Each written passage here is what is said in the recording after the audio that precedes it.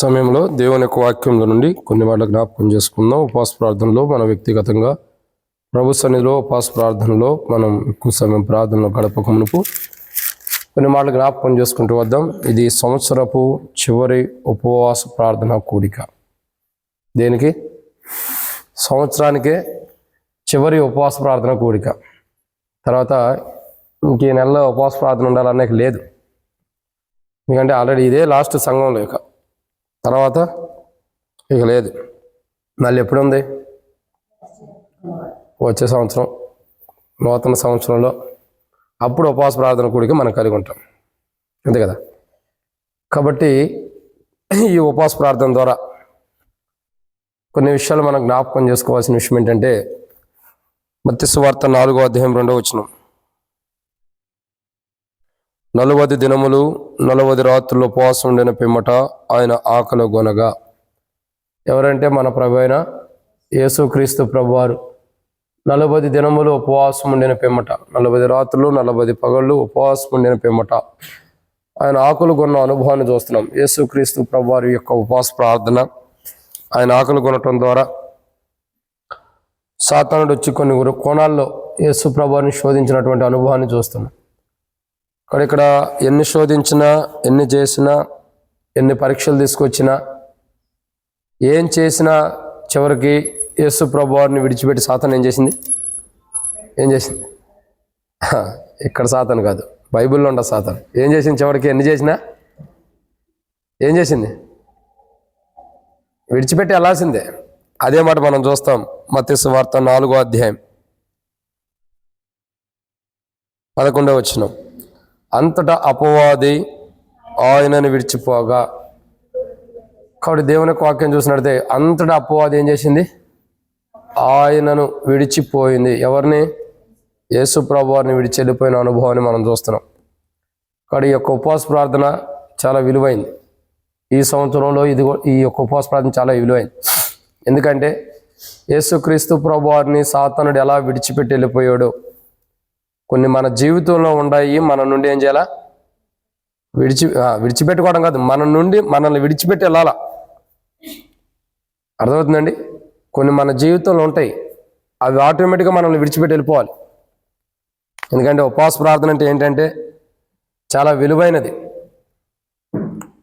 చాలా విలువైనది. కాబట్టి ఈ ఉపవాస ప్రార్థన ద్వారా మన జీవితంలో చాలా మేళ్ళు ఉన్నాయి. కొన్ని మన హృదయంలోనే ఉండిపోయి ఉంటాయి. మన హృదయాన్ని విడిచిపెట్టి, మన మనస్సాక్షిని విడిచిపెట్టి, మన జీవితాన్ని కూడా విడిచిపెట్టి మనలో నుండి వెళ్ళిపోవాల్సినవి కొన్ని ఉన్నాయి. యేసు ప్రభువారిని విడిచి సాతానుడు ఎలా వెళ్ళిపోయాడో మనలో కొన్ని ఉంటాయి. అవి మనల్ని విడిచి, అంటే మన హృదయం కానీ మన మనస్సాక్షి దగ్గర కానీ మన జీవితంలో కొన్ని ఉంటాయి, అవి మనల్ని విడిచిపోవాలి. ఈరోజు అవి యేసు ప్రభువారిని సాతానుడు విడిచిపోయిన తర్వాత ఏం జరిగింది? ఒక ఘనమైన సువార్త చేస్తూ వచ్చాడు, ఘనమైన పరిచర్య చేస్తూ వచ్చాడు కదా. ఏం చేస్తూ వచ్చాడు? యోదయ దేశంలో కానీ, నజరేతులో కానీ, గలిలయ ప్రాంతంలో కానీ సువార్త ప్రకటిస్తూ వెళ్తున్నాడు. కాలం సంపూర్ణమైనది, దేవుని రాజ్యం సమీపించున్నది, సువార్తను మీ మారుమనసు పొందడి అని దేవుని సువార్త ప్రకటించబడుతూ యేసు ప్రభువారు అంటే దేవుని పని కొరకైన పాత్రగా వాడబడుతున్నాడు. అంటే యేసు ప్రభువారే దేవుని కుమారుడికి లోకానికి వచ్చాడు. ఆయన ఏం చేస్తున్నాడు? ఒక పాత్రగా చేయబడ్డాడు. పాత్ర అంటే ఏంటి? వేరే విధంగా అర్థం చేసుకోవద్దు తప్పుగా ఈ వర్తమానాన్ని. రక్షణ మానవుడికి ఇవ్వటం కొరకు అవసరమైన పాత్రగా ఆయన చేయబడి మనందరి కొరకు కల్వరిశిల్లో ఆయన ప్రాణం పెట్టి చనిపోయి తిరిగి లేచాడు. సో ఈరోజు మనం గమనించాల్సిన కోణం ఏంటంటే, అంతటా అపవాది ఆయన్ని విడిచిపోగా. ఎవరు విడిచిపోయారు? దేవుడు కాదు, అపవాది ఆయనను విడిచిపోయింది. ఎవరిని విడిచిపోయింది? యేసు ప్రభువారిని అపవాది విడిచి వెళ్ళిపోయింది, శోధించి. ఈరోజు మన జీవితాల్లో, మన హృదయాల్లో ఉంటూ, మన మనస్సాక్షిలో ఉంటూ కూడా మనల్ని శోధిస్తూ, వెనువెంట ఉంటూ, మనకి కష్టము, బాధ, ఇబ్బందులు తీసుకొస్తూ మనల్ని బాధపరిచేటటువంటి మన హృదయంలో ఉన్నటువంటి ఏవైతే మన హృదయంలో ఉంటూ వచ్చినాయో అవి మనల్ని విడిచిపెట్టి వెళ్ళిపోవాలి. సో అవేంటి? అసలు మనలో, మన హృదయంలో, మన జీవితంలో ఉంటూ మనల్ని విడిచిపోకుండా మనలో ఉండే ఏంటంటే ఒక 5 విషయాలు ఉన్నాయి.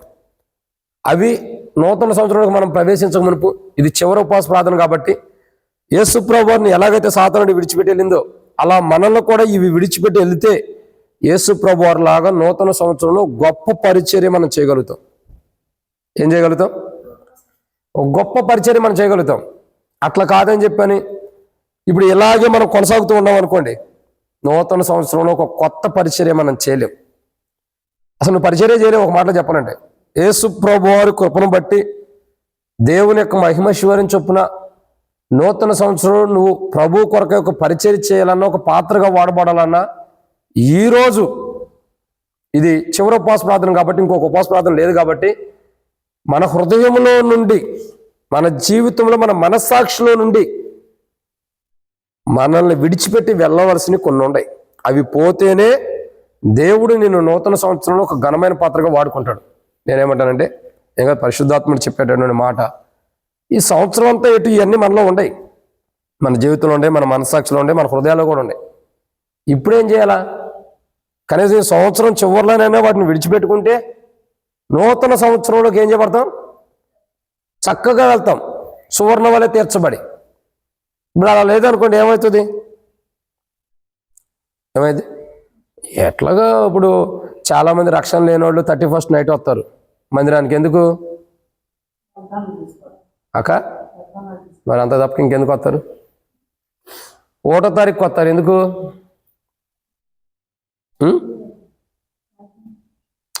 31 అయిపోయింది, న్యూ ఇయర్ అనే 31st నైట్ వచ్చేది. వచ్చి వాగ్దానాలు తీసుకుంటారు. 1వ తారీఖు ఎందుకు వస్తారు? సంవత్సరానికి మొదటి రోజు కదా, ఈరోజు దేవుని మందిరం ఉంటే సంవత్సరం అంతా దేవుడు కాపాడుతాడు, మనం ఎన్ని పాపాలు చేసినా అని వస్తారు. రెండోది, ఈ భోజనాల కొరకు వస్తారని నేను చెప్పలేండి, అది తప్పు అయిపోయింది. ఎందుకంటే రేపు 1వ తారీఖు మీరు ఎవరు భోజనాలకు రారు అప్పుడు, ఇప్పుడు చెబితే. సో అది కాదులేండి, భోజనం కొరకు వస్తారన్న తప్పు కాదు కాదు కానీ ఎవరిష్టం వాళ్ళది. కానీ కొంతమంది ఈ 1వ తారీఖు వెళ్తే, చర్చికి వెళ్తే సంవత్సరం మొత్తం యేసుప్రభు మనల్ని కాపాడతాడు. నువ్వు చర్చికి 1వ తారీఖు రాకపోయినా ఆయన కాపాడతాడు. కానీ ఆయన సంకల్పంలో ఆయన నేను రక్షించుకోవాలనుకుంటేనే నీ జీవితం మారిద్ది. ఎన్ని సంవత్సరాలు ఇచ్చాను ఇంకేముంది? ఒక అతను ఒక బర్రెని తీసుకెళ్ళి చెరువులోకి తీసుకెళ్ళి ఒక బట్టల సబ్బు కూడా తీసుకెళ్ళి 3-4 గంటలు ఆ సబ్బు అరిగిపోయేంతవరకు కూడా ఇంకా 2-3 సబ్బులు తెచ్చినా సరే తోముతూనే ఉంటాడంట. ఏం చేస్తున్నాడు? తోమాడు. నల్ల బర్రి కొంతసేపుడికి ఆ 3-4 గంటలు తోమిన తర్వాత తెల్లగా అయింది. నల్లబర్రి ఏమైంది? అబ్బా, నా నల్లబర్రి అంతా కూడా తెల్లగా అయిపోయిందని ఇంటికి వచ్చాడు. ఇంకా తెల్లగా కనపడుతుంది, బా ఇంకా తెల్లగా అయింది అనుకున్నాడు. 1 గంటకి వర్షం పడింది. ఆ వర్షం కాస్త గట్టి వర్షం పడింది. దాని మీద ఉండే తెలుపు అంతా కారిపోయింది. ఆ తెలుపు అంతా ఏంటి? మనం చలికాలం వచ్చింది కదా, ముఖానికి సబ్బు రాసుకుని వస్తే ఎటువంటిది మొహం అంతా? అక్కడక్కడ తెల్ల మచ్చలుగా కనపడుతూ ఉంటుంది.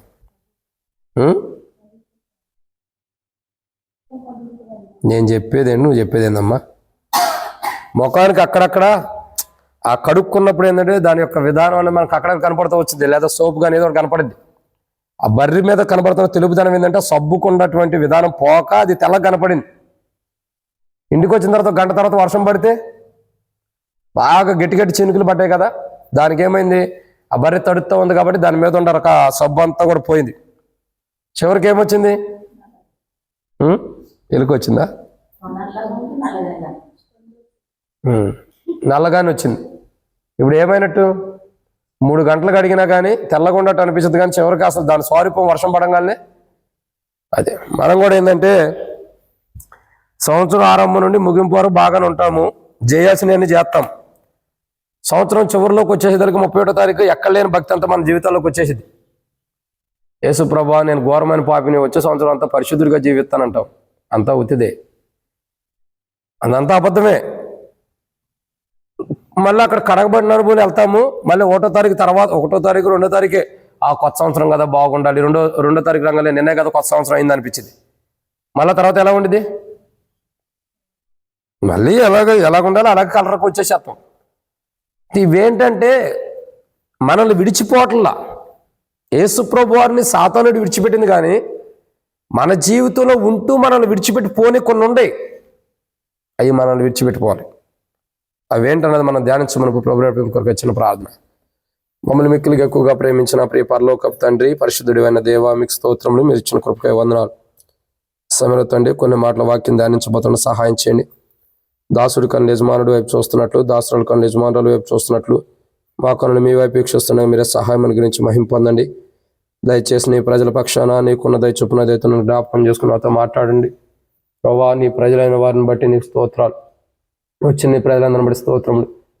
రావాల్సిన వారిని త్వరపెట్టి తీసుకురండి. మధ్య మార్గంలో ఉండే వారిని సకాలం నడిపించండి. మధ్య మార్గంలో ఉండే ప్రతి ఒక్కరిని కూడా సకాలం నడిపించండి. ఎవరికి టపాయిలు కీళ్ళు జరప సహాయం చేసి మేలు చేయమని, ఆ జీవితాలు ఏది క్షేమమో ఏది మేలో మీరు అది జరిగించి మహిమ పొందమని ప్రభావ, మీ చిత్తానుసారమైన మనసు మీరు మాకు అనుగ్రహించండి. ఆనాడు సాతానుడు మిమ్మల్ని విడిచిపెట్టి వెళ్ళింది. నేటి దినమున నూతన సంవత్సరంలోకి వెళ్ళబోతున్న మా జీవితాల్లో ఇదొక ప్రభావ మరి ఉపవాస ప్రార్థన, చివరి ఉపవాస ప్రార్థన. మాకెంతో అమూల్యమైనటువంటి ఉపవాస ప్రార్థన ఇచ్చారు. ఈ ఉపవాస ప్రార్థన ద్వారా మాలో ఉండేవి కూడా కొన్ని ఉండే, అవి మమ్మల్ని విడిచిపోవాలి. అప్పుడే ప్రభు మిమ్మల్ని విడిచి వెళ్ళిపోయిన తర్వాత సాతానుడు మీరు ఎంత గొప్ప సువార్త చేశారు, మాలో ఉండే కూడా మమ్మల్ని విడిచిపెట్టి వెళ్ళిపోతే మేమంత ఘనమైన వారిగా సిద్ధపరచబడతాం. కానీ అవి మాలోనే ఉంటూ నూతన సంవత్సరంలో మేము ప్రవేశిస్తే ఒక దినాన్న నష్టం తెచ్చుకోవడం తప్ప లాభం లేదు. అక్కడ మా జీవితాలు సరిచేయమని, వాక్యానుసారంగా మమ్మల్ని సిద్ధపరచమని, వాక్య పెలుగులో మేము జీవించే వరకు సహాయం చేసి మాతో మాట్లాడక తీర్చి ఈ కూడికి ఎంతో దీవించమని ఈ యొక్క సంవత్సరం చివరి ఉపవాస ప్రార్థన ద్వారా మాతో మీరు ఏం మాట్లాడదలుచుకున్నారో మీ చిత్తం బయలుపరిచి మాతో మాట్లాడక తీర్చమని ప్రభువైన యేసుక్రీస్తు నామంలో విశ్వాసంతో ప్రార్థిస్తున్నాను తండ్రి, ఆమేన్. కాబట్టి దేవుని యొక్క వాక్యాలు కొన్ని మనం చూస్తాం. గత సంవత్సరాలన్నింటిలో కూడా దేవుడు కాపాడి మరొక సంవత్సరం అన్నది మన జీవితాల్లో దేవుడు ఇచ్చాడు. సో ఈ సంవత్సరం మనం ఏం చేయాలా? చివరి సంవత్సరం కాదు, మనకు చివరి కాదు లేండి, చివరి సంవత్సరం కాదు, చాలా సంవత్సరం బతకొచ్చి దేవుని చిత్తం అది. చివరి ఉపవాస ప్రార్థన. బతుకుతారు లేదా దేవుని కొందనాలు, దేవుని తెలుసు. కాబట్టి చివరి ఉపవాస ప్రార్థన అట్టని చెప్పి ఒకవేళ ఏదైనా హఠాత్తుగా సంవత్సరంలోకి వెళ్ళకుండా వెళ్ళిపోయాం కిలోక నుండి, మా సేవకుడు చెప్పాడు ఎక్కువ సంవత్సరం బతుకుతానని, నేను బతకకుండా ఎట్టొచ్చాను దేవుని దగ్గరికి వెళ్ళి వాదించుకోకండి. దేవుని చిత్తం అయితేనే వెళ్తాం, లేతలేదు. సో ఇక్కడ మనం గమనించాల్సిన కోణం ఏంటంటే, యేసు ప్రభు వారిని సాతానుడు ఏదైతే విడిచిపెట్టి వెళ్ళిపోయాడో, సాతానుడు యేసు ప్రభు వారిని ఎలాగైతే విడిచిపెట్టాడో, అలా మన జీవితంలో, మన హృదయంలో, మన మనస్సాక్షిలో కొన్ని ఉన్నాయి.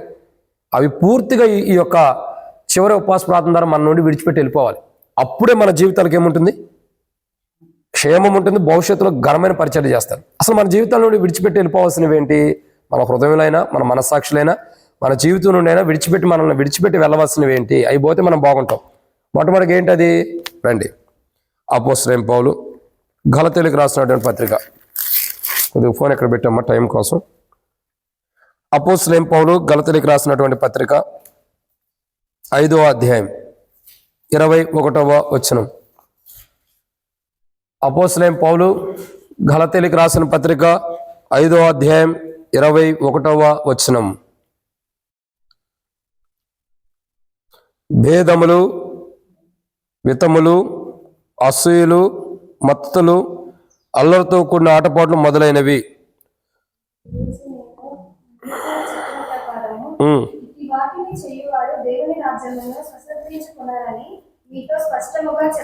అది.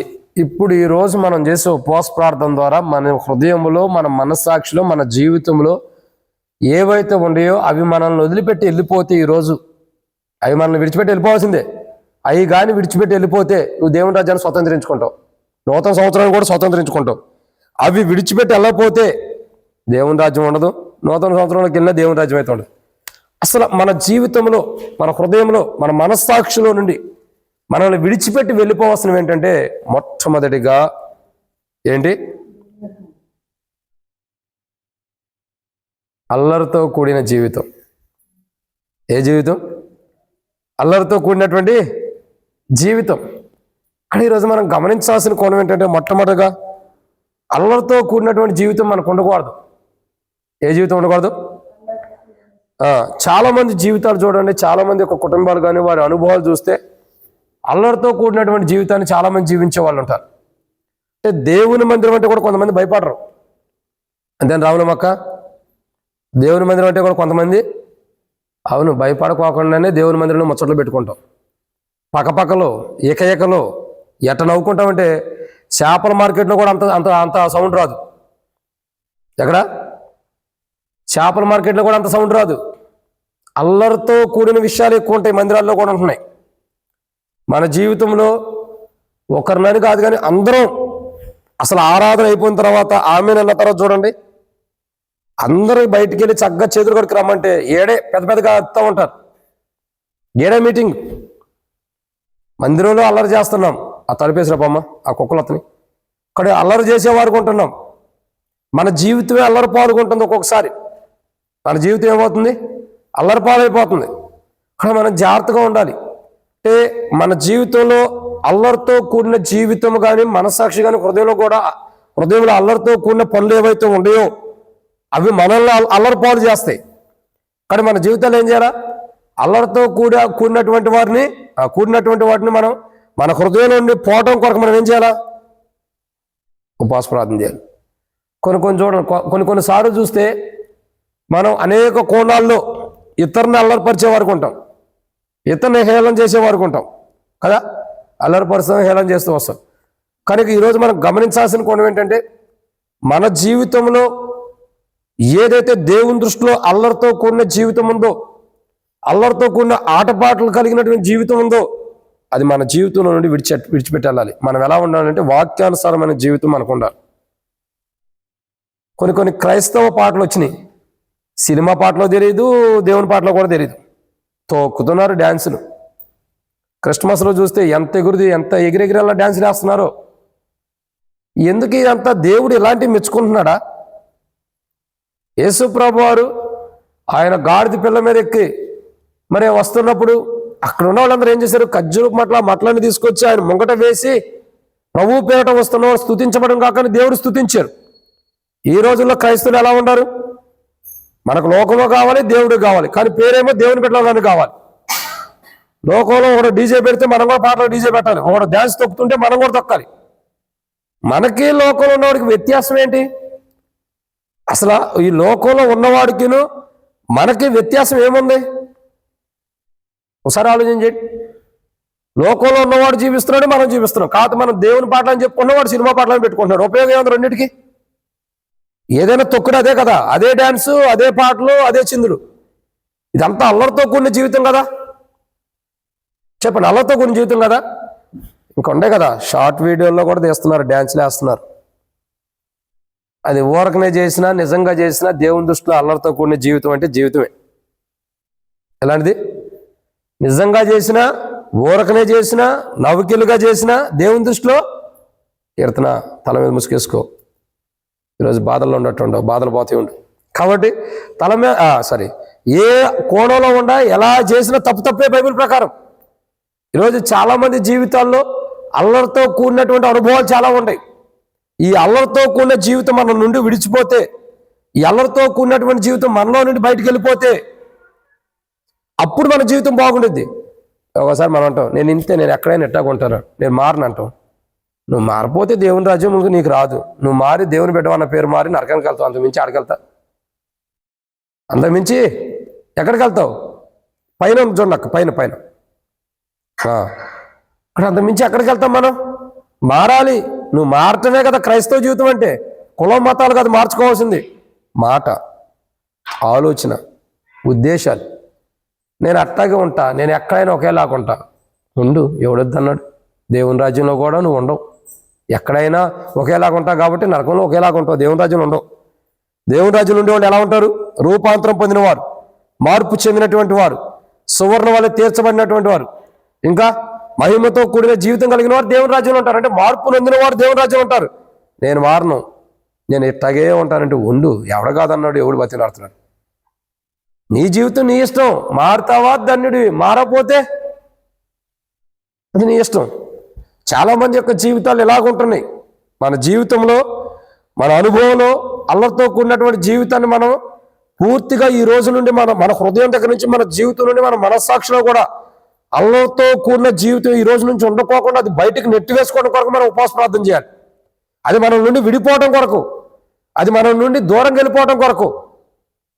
ఎప్పుడైతే అల్లరితో కూడినటువంటి జీవితాన్ని కలిగి ఉంటావో, అల్లరితో కూడిన ఆటపాటలు కానీ, అల్లరితో కూడినటువంటి ఆలోచనలు కానీ, అల్లరితో కూడినటువంటి పనులు కానీ నువ్వు చేస్తావో అది దేవునికి ఇష్టం లేదు. అట్లాంటి వాడు దేవుని రాజ్యాన్ని ప్రవేశించడు.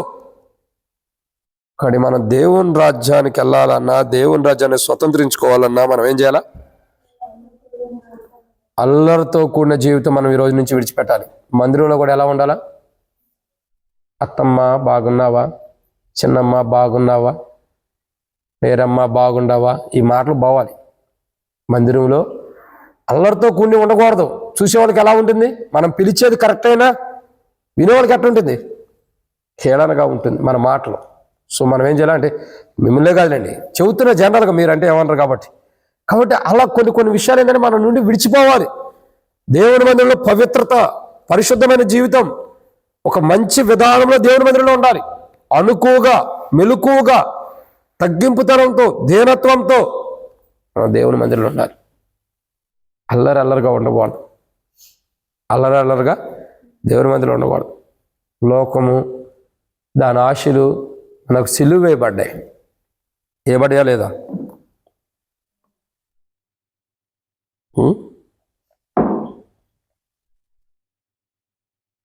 ఏబడేలేవా? ఏబడినప్పుడు మరి అల్లరితో కూడిన జీవితం కూడా మన నుండి విడిచిపోయి ఉండాలి కదా. నేను చెప్తున్నా కదా, రక్షణ పొంది, మార్మోస్ పొంది, ఈ క్రైస్తవ సమాజంను చెడగొడుతూ క్రైస్తవులు అని చెప్పుకుని ఇష్టానుసారంగా డ్యాన్సులు వేస్తూ, పిల్లల చేత కూడా డ్యాన్సులు వేపిస్తూ, ఈ స్కిట్లు అయ్యయ్యే అని చెప్పని డ్యాన్సులు వేపిస్తున్నారు చూసారా మందిరాల్లో. వీళ్ళెవరో దేవుని రాజ్యానికి వెళ్ళరు. మీరు నిజం నమ్మినా నమ్మకపోయినా కోపగించుకున్నా. దేవునికి అల్లరితో కూడిన జీవితంగా దేవునికి కావాల్సింది. మనోళ్ళు తెలియగలవాళ్ళు. దావీదు నాట్యం చేశాడు కదా. దావీదు ఎందుకు నాట్యం చేశాడు? క్రిస్మస్ వచ్చిందని నాట్యం చేశాడా? పాటలకు నాట్యం చేశాడా? దేవుని మందసాన్ని బట్టి హృదయంలో వచ్చిన సంతోషం తట్టుకోలేక అలా చేస్తూ వచ్చాడు. మనం ఏం చేస్తాం? ఈ డ్యాన్సులు ఇవన్నీ ప్రాక్టీస్ చేపిస్తాం. ఇటేరా అట్టదొక్కరే. ఒక సినిమా కొరియోగ్రాఫర్ని పెట్టుకుని చేపించుకోవడం మంచిది. మనం నేర్పే కంటే కూడా ఇంకా ఆయన అయితే బాగా నేర్పిస్తాడు. ఇంకా స్టెప్లు ఎట్టయ్యారు, కాళ్ళు ఎరగొట్టుకోవడం ఎట్ట, కాళ్ళు నుంచి నేను తల మీద ఎట్ట నుంచోవాలని నేర్పిస్తారు. మనకి ఒక లోకస్తుడికి వ్యత్యాసం ఏంటి? ఉపవాస ప్రార్థనకు వచ్చాం. సంవత్సరం చివరి ఉపవాస ప్రార్థన. యేసు ప్రభు వారిని సాతానుడు ఎలా విడిచిపెట్టి వెళ్ళాడు, మనల్ని అలా విడిచిపెట్టి మనలో ఉండే పోవాలంటే మనం ప్రార్థన చేయాలి. మనలో ఉండే విడిచిపెట్టి వెళ్ళిపోవాలి. మొట్టమొదటిగా మనలో నుండి విడిచిపెట్టి వెళ్ళవలసింది ఏంటి? అల్లరితో కూడిన జీవితం. ఈ జీవితం మన నుండి విడిచిపెట్టి పోవాలా. ఎప్పుడైతే ఈ జీవితం మన నుండి విడిచిపెట్టి వెళ్ళిద్దో అప్పుడు నువ్వు అల్లరి జీవితం ఉండదు. అల్లరితో కూడిన జీవితం నీలో నుండి విడిచిపెట్టి పోకపోతే నువ్వు అల్లరైపోతావు. ఒకరోజు నీ జీవితం అల్లరైపోయింది. 10 మంది మధ్యలో అల్లరి పాలు అవుతావు. అలా కాకూడదంటే ఏం చేయాలి? మనము అల్లరితో కూడిన జీవితాన్ని విడిచిపెట్టాలి. యేసుప్రభు వారు దేవుని వాక్యం ఎందుకంటే అల్లరితో కూడిన జీవితాన్ని విడిచిపెట్టమని ఎందుకంటుందంటే మనం అల్లరి పాలు కాకూడదు కాబట్టి, దేవుని నమ్మి అల్లరి పాలు అవ్వకూడదని. చూడండి, కొంతమంది దేవుని నమ్మి కొన్ని చోట దేవుని పాటలైనా సినిమా పాటలలాగా పెట్టుకుని డ్యాన్స్ చేసేవాడు కొంతమంది ఉంటారు. కొంతమంది మా జీవితం ఉంటారు, అన్న వీళ్ళు దేవుని పెట్టలేనా, ఏంది ఇలా డ్యాన్స్లు వేస్తున్నారు, ఇట్లా దేవుని సన్నిధిలో ఇలా వేయొచ్చు, మీ దేవుని మందిరంలో ఇట్లా వేస్తారా అన్నాడు అంటున్నారు. లేదన్నా మా దేవుని మందిరం అట్లా ఉండదు, యథార్థంగా చక్కగా దేవుని ఆరాధిస్తారు, సైలెంట్గా వెళ్ళిపోతారంటే మరి ఇదేంది వాళ్ళ సంగతి మాకు తెలియదు అని చెప్పి ఎందుకు చెబుతామంటే కొన్ని పరిస్థితులు అలా ఉంటాయి. అంటే ఈరోజు మనం గమనించాల్సిన కోణం ఏంటంటే, మన జీవితంలో మనం గమనించాల్సిన ప్రాముఖ్యత ఏంటంటే అల్లరితో కూడిన జీవితం మనలో ఉండకూడదు. అది ఉన్న దినమున మనము నూతన సంవత్సరంలో ప్రవేశిస్తామేమో కానీ ఆ అల్లరితో కూడిన జీవితాన్ని మనలో పెట్టుకుని అది మన నుండి వెళ్ళిపోకుండా మనం దాన్ని భద్రంగా పెట్టుకుని నూతన సంవత్సరంలోకి మనం ప్రవేశించిన దేవుని రాజ్యంలోకి అయితే ప్రవేశించలేము. నూతన సంవత్సరంలో ప్రవేశించాలి, లేదా నూతన సంవత్సరంలోకి నూతన అనుభవంతో ప్రవేశించాలి. దేవుని రాజ్యంలో కూడా నువ్వు ప్రవేశించాలంటే అల్లరితో కూడిన ఆటపాటలతో కూడిన జీవితం మనకు ఉండకూడదు. అది ఖచ్చితంగా మనలో ఉంది, నీలో ఉంది, నాలో అందరిలో ఉంది. అది మనం అది మన నుంచి అల్లరితో కూడిన జీవితం మన నుండి విడిచిపెట్టి వెళ్ళిపోతేనే మనం అల్లరి పాలు కాకుండా కాపాడబడతాం. కాబట్టి మనలో అల్లరితో కూడిన జీవితం మన నుండి విడిచిపెట్టి వెళ్ళటం కొరకే ప్రార్థన చేసుకోవాలి. ఇది మొదటిది. ఇక రెండో విషయం చూద్దామండి. యేసుక్రీస్తు ప్రభు వారిని సాతానుడు విడిచిపెట్టి వెళ్ళిపోయాడు. మనలో కొన్ని ఉండే అవి కూడా మనల్ని విడిచిపెట్టి వెళ్ళిపోతే యేసు ప్రభు వారి లాగా మనం కూడా సువర్ణ వలె తీర్చబడతాం. మన నుండి విడిచిపెట్టిపోవాల్సిన ఏంది?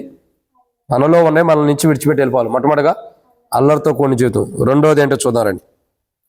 రెండవ మాటను చూసినట్లయితే అపోస్తలుడైన పౌలు గలతీయులకు రాసిన పత్రిక 5వ అధ్యాయం 26వ వచనం,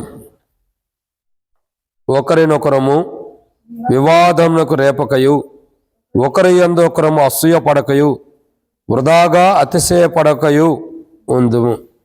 సో రెండో కోణం ఏంటంటే, రెండోదేంటి? వివాదములు. వివాదములు అంటే ఏంటి? వివాదములు అంటే ఏంటి? గొడవలు, కొట్లాట్లు, ఒకరి మధ్యలో ఒకరు. బైబిల్ అంటుంది కదా, ఏముంటుంది?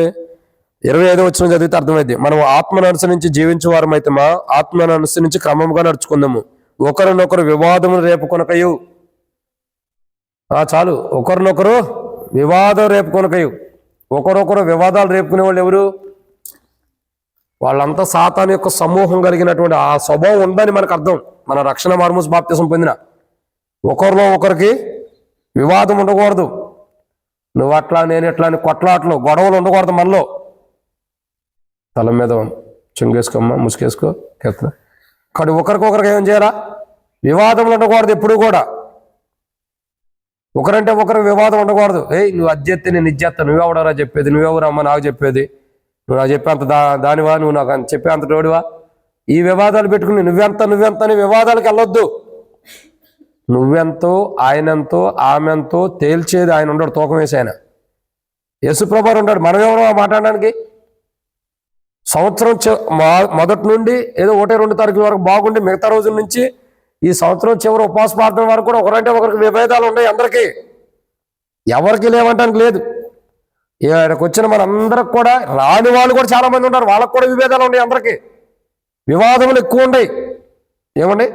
వివాదములు. ఒకడంటే ఒకటి గిట్టదు, ఒకడంటే ఒకటి పడదు. ఆయన ఇది చేశాడా, ఆయన చేసింది తప్పు, ఈయన ఇది చేశాడా, ఈయన చేసింది తప్పు. నువ్వేంటి నేనేంటి, మనం అందరం వివాదాలు కలిగినటువంటి జీవితాన్ని జీవిస్తున్నాం. మరి మనం పరలోక రాజ్యానికి ఎట్లా వెళ్తాం? పరలోక రాజ్యంలో ఏముంది? సమాధానంతో కూడిన జీవితం కలిగిన వారు ఉన్నారు, అంతే కదా. అక్కడ భేదం లేదు కదా. అక్కడ యూదుడని గ్రీకు దేశస్థుడని భేదమే లేదు అక్కడ కదా. ఆంధ్ర తెలంగాణ అని భేదాలు లేవు, అవును కదా. మరి ఇలాంటి భేదాలు అక్కడ లేనప్పుడు మనలో వివాదములు ఉంటే మన నూతన సంవత్సరానికి వెళ్ళిన ప్రయోజనం లేదు. తర్వాత దేవుని రాజ్యానికి అసలే వెళ్ళలేం. సో ఈరోజు మనల్ని విడిచిపోవాల్సిన మొదటిదేంటి? అల్లరితో కూడిన జీవితం. రెండోదేంటి? వివాదములు. ఒకరంటే ఒకరికి వివాదాలు ఉన్నాయి, ఒకరంటే ఒకరికి నచ్చదు, ఒకరంటే ఒకరు తిట్టుకోవటం, ఒకరంటే ఒకరు కొట్టుకోవటం, ఒకరంటే ఒకరికి బాగా ఎక్కువగా ఒకరంటే ఒకరు పడతల్లా. నువ్వెంత అంటే నువ్వెంత అన్న జీవితాలు ఇప్పుడు ఉండే ఈ రోజుల్లో. ఏమండి? రమణమక్క చెప్పాలి, ఏడో బాగా ఆలోచన చేస్తున్నా. అప్పులు ఉండయా బాగా? మరి ఎందుకు అంత దీర్ఘంగా ఆలోచిస్తున్నా? ఎవరు పెళ్ళైనా చేయాలా? ఆయన చేస్తాడులే, నువ్వెందుకు మరి అంత దీర్ఘంగా ఆలోచిస్తున్నా వాక్యం చెబుతుంటే? కాబట్టి రెండోది ఏంటంటే వివాదములు. ఒకరికొకరికి ఉన్న మధ్యలో ఉన్న వివాదములు విడిచిపెట్టేసేయాలి. అందుకే నేను ఎప్పటికప్పుడు పులిపేట మీద సరి చేసుకోవడానికి ఇష్టపడతాను. నేను దిగి వెళ్ళిన తర్వాత సమయం ఉండకపోవచ్చు, మనం బ్రతకపోవచ్చు. అందుకే ఉన్నప్పుడే సరి చేసుకుంటా. బైబిల్లో ఒక మాట ఉంది, నీ సహోదరునికి నీ మీద కోపం ఉందని నీకు తెలిసిన అలా నువ్వేం చేయాలా? క్షమించడం కాదక్క. వాక్యం మీరు చదవరు నాకు తెలుసు. ఇన్ని సంవత్సరాల నుంచి నేను వాక్యం చెబుతున్నా, మీరు చదవరా నాకు తెలుసు. మీరు ఓన్లీ వాక్యం వెంటనే మీరు చేస్తారు, ఇంక మిగతాది ఏం చేయరు. ఒకవేళ నీ సహోదరుడికి నీ మీద కోపం ఉందంటే, నా తమ్ముడికి నా మీద కోపం ఉందని నాకు తెలిసినప్పుడు, నేను బలి అర్పించడానికి వెళ్ళినప్పుడు ఆ విషయం నాకు తెలిసినప్పుడు ఆ బలిని అక్కడే వదిలిపెట్టి మొదట వెళ్ళి సహోదరుడితో సమాధానం పడాలంట. ఈడ ఎవరు సమాధానం పడతాడు? నాకు దేవుడు చెప్పినప్పుడు సమాధానం పడతా. చెప్తూలే, దేవుడు చెబుతాడు, టైం ఉంది. మనుషులు ఎక్కడ తయారైపోయారు, ఇంకేం చెబుతాం? మాట్లాడితే దేవుని మీద నెట్టేయటం. ఏదన్నంటే నాకు దేవుడు సమాధానం లేదు, దేవుడు మాట్లాడలేదు, దేవుడు సెలవు ఇవ్వలేదు, దేవుడు నాతో మాట్లాడాలి. ప్రపంచంలో ఎవరితో మాట్లాడకూడదు, నీతోనే మాట్లాడాలి దేవుడు. ఈ అబద్ధానికి, కఠినమైన జీవితానికి ఒకరోజు ఈ వివాదాలకి దేవుడు తీర్పు తీరుస్తాడు. అది ఎవరైనా సరే, ఒక సేవకుడని, సంఘ పెద్దని, పరిచారకులని ఎవరైనా ఉండదు, సహోదరులని ఏముండదు, ఎవరైనా సరే దేవుని దృష్టిలో ఒకటే. కానీ మనం ఏం చేయాలా? వివాదములకు దారి ఇవ్వకూడదు. అసలు ఆ వివాదములు అన్నయ్యే, ఎదుటి వ్యక్తితో గొడవలు, కొట్లాట్లు మన జీవితంలో ఉన్నాయి అన్నయ్యే మనం విడిచిపెట్టి వెళ్ళిపోవాలి. ఒకసారి అంట, నేను అందరితో మంచిగా ఉంటా. నువ్వు అందరితో మంచిగా ఉంటే మరి కొంతమంది ఎందుకు చెడవుతున్నా? కొంతమంది అంటారు, నేను ఉన్న మాట మాట్లాడతాను కాబట్టి అందరూ చెడ్డోడిని. అబ్బా, ఇక నువ్వు ఒక్కదానివే ప్రపంచంలో ఉన్నమాట మాట్లాడేది, ఇంకెవ్వరు యేసుప్రభు కూడా మాట్లాడడం ఉన్నమాట. మనం ఏమంటాం, నేను ఉన్నమాట మాట్లాడితే నేనే తప్పుదాన్ని అంటారు, నేను ఎవరికి నచ్చనంటారు. ఓన్లే నువ్వు ఉన్నమాట మాట్లాడి ఎవరికి నచ్చపోయినా యేసుప్రభు నచ్చితే చాలు, మాకు నచ్చవసరంలా. అది గమనించం. మన జీవితాల్లో ఉన్నటువంటి వివాదాలు పోవాలి. ఒకరంటే ఒకరికి చెప్పులు, ఒకరంటే ఒకరికి ద్వేషాలు, ఒకరంటే ఒకరికి అసూయలు, అవి మనల్ని విడిచిపెట్టి వెళ్ళిపోవాలి. ఏం చేయాల? అప్పుడే ఈ యొక్క ఉపవాస ప్రార్థనకి యేసు ప్రభు వారిని సాతానుడు ఎలా విడిచిపెట్టి వెళ్ళిపోయాడో, సో మనలో ఉండాయి మనల్ని విడిచిపెట్టి వెళ్ళిపోయినప్పుడు మన జీవితం ఎలా ఉంటుంది? దేవుని రాజ్యాన్ని మనం స్వతంత్రించుకుంటామంట. నేనంటా కదా, పరిశుద్ధాత్మ యొక్క అనుభవంలో మాట్లాడుతున్న మాట ఏంటంటే, ఈ సంవత్సరం అంతా ఎన్ని అనుభవాల్ని మనం ఉపవాస ప్రార్థనలో ఎన్ని అనుభవాల్ని తలపోసుకుంటూ వచ్చాం. ఎన్ని వారాలు చేసా ఉపవాస ప్రార్థనలో? ఎన్ని వారాలు ధ్యానించాం? ఇది ఎన్ని వారం?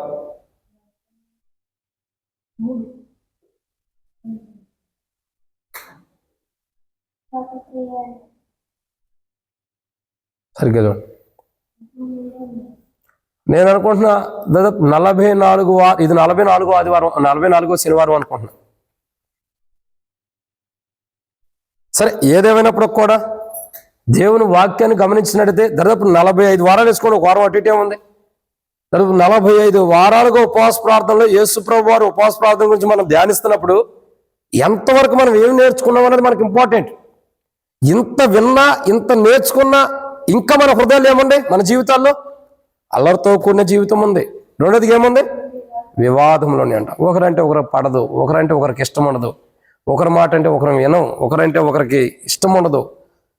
ఇది కలిగి ఉండి కూడా మనం నూతన సంవత్సరంలో ప్రవేశిస్తే మనకు సంతోషం, మన హృదయానికి సంతోషం, కానీ దేవునికి సంతోషం ఉండదు. ఈ చివరి ఉపవాస ప్రార్థన సంవత్సరానికి ఎందుకు దేవుడు ఇచ్చాడు? మీరు ఇప్పటికైనా గ్రహించండి, నూతన సంవత్సరంలోకి మీరు ప్రవేశించక మునిపే ఇవన్నీ మనల్ని విడిచిపెట్టి వెళ్ళిపోవాలని. ఏం విడిచిపెట్టాలా?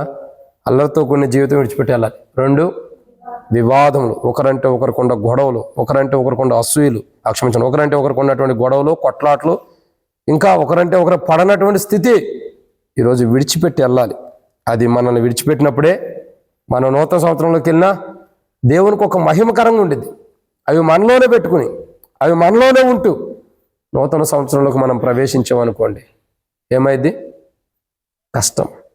నూతన సంవత్సరం ప్రవేశిస్తాం, జీవితం మారుకోవాలి. కొత్త సంవత్సరంలోకి వెళ్తే ఉపయోగం ఉంది. బైబిల్లో ఒక మాట ఉంది, దినదినము ఆయనకి నూతనమైన వాత్సల్యత కలుగుతుందంట. ఏం కలుగుతుంది? దినదినం ఆయనకి నూతనమైన వాత్సల్యత కలుగుతుంది. అంటే అర్థం ఏంటి? ఒక క్రొత్త అనుభవం అన్నది కనబడుతూ వస్తుంది మన జీవితాల్లో ఆయన ద్వారా. మరి మనం ఏం చేయాలా? కొత్త సంవత్సరంలోకి ప్రవేశించేటప్పుడు ఇంకొక ఉపవాస ప్రార్థన అంటే ఇక నీకు నూతన సంవత్సరం తప్ప మరి లేదు. మరి ఆ నూతన సంవత్సరంలో కొత్త సంవత్సరంలో ఉపవాస ప్రార్థనలో ప్రవేశించమని నువ్వేం చేయాలా? ఈ సంవత్సరంలోనే, ఈ చివరి ఉపవాస ప్రార్థన కూడికలోనే ఈ యేసుప్రభు ఉపవాస ప్రార్థనలు ఈ రోజుతో ముగిస్తున్న మొదటి కోణం. అప్పుడే మనం ఏం చేయాలా? ఈ చివరి సెక్షన్లోనే, చివరి ముగింపులోనే మన జీవితం కూడా ముగించేసుకోవాలి. ఏం ముగించుకోవాలా? అల్లరితో కూడి మనలో నుండి విడిచిపెట్టిపోవడం కొరకు యేసుప్రభు వారిని సాతానుడు ఎలా విడిచిపెట్టలేడో అలా అల్లరితో కూడినటువంటి జీవితం, అల్లరితో కూడిన ఆటపాటలు మనలో ఉంటాయి కాబట్టి విడిచిపెట్టిపోవడం కూడా ప్రార్థన చేసుకోవాలి. 2 వివాదములు, అంటే ఒకరంటే ఒకరు పడదు, ఒకరంటే ఒకరికి మనం తిట్టుకుంటాం, కొట్లాడుకుంటాం, గొడవలాడుకుంటాం. ఇవి ఈ సంవత్సరం వరకే ముగింపు అవ్వాలి. ఈ సంవత్సరం ఈ ఉపవాస ప్రార్థనకు వచ్చామంటే వీటి నుండి మనం ముగించుకునే ఏం చేయాలా? కొత్త సంవత్సరానికి మనం వెళ్ళాలి. లేదనుకోండి ఏమైంది? కొత్త సంవత్సరం ప్రవేశిస్తాం, కానీ స్వభావం మారకపోతే ఈ మన నుండి యేసుప్రభు నుండి విడిచిపెట్టి సాతానుడు వెళ్ళిన తర్వాతేగా యేసుప్రభు వారి కాలం సంపూర్ణమైనది, దేవుని రాజ్యం సమీపిస్తుంది, మారుమోసు పొందండి అని చెప్పి సువార్తను ప్రకటించుకుంటూ వెళ్ళింది. దేవుని పరిచర్య చేస్తూ వెళ్ళింది. ఎప్పుడు?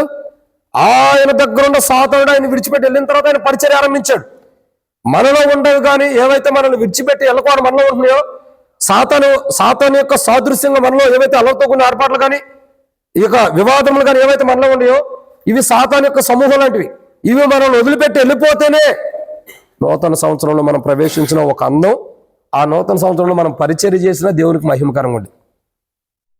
ఇవి విడిచిపెట్టి వెళ్ళకోకుండా నేను అలాగే పెట్టుకుంటాను ప్రభు, ఎట్లాగే కొత్త సంవత్సరంలోకి వెళ్తానంటే అది దేవుడు అంగీకరించడు. మనం వెళ్తాం కొత్త సంవత్సరంలోకి, దేవుడు ఇంకో సంవత్సరం ఎందుకు ఇస్తాడు? ఇంకొక ఉపవాస ప్రార్థన దేనికి ఇస్తాడంటే మనం మారుతామేమో ఇస్తాడు. కానీ అది నూతన సంవత్సరంలోకి వెళ్ళేటప్పుడు కొత్త బట్టలు కొనుక్కుంటాం, చక్కని వస్త్రాలు వేసుకుంటాం, మంచిగా దేవుని మందిరానికి వస్తాం. మరి ఇక్కడ దాకా వచ్చి మన జీవితంలో మన హృదయంలో మారిపోతే మనం ఎంత కొత్త బట్టలు వేసుకున్నా, ఎంత సువర్ణ వలె ఉండా దేవునికి మహిమకరంగా ఉండదు. సో ఈ ఉపవాస ప్రార్థన చాలా ఘనమైనది. ఎందుకంటే సాతానుడు యేసు ప్రభువు వారిని విడిచిపెట్టి వెళ్ళాడు. అట్లు మనలో ఉండేవి కూడా కొన్ని మనల్ని విడిచిపెట్టి వెళ్ళిపోవాలి. సాతాను లాంటివే మనలో ఉండే. అవేంటి? మొట్టమొదట మన దగ్గర ఉండే మొట్టమొదటిగా అల్లరితో కూడిన ఆటపాటలు, 2 వివాదాలు, ఒకరంటే ఒకరు పడనది, ఒకరంటే ఒకరి మధ్యలో తిట్లాట్లు, కొట్లాట్లు, గొడవలు.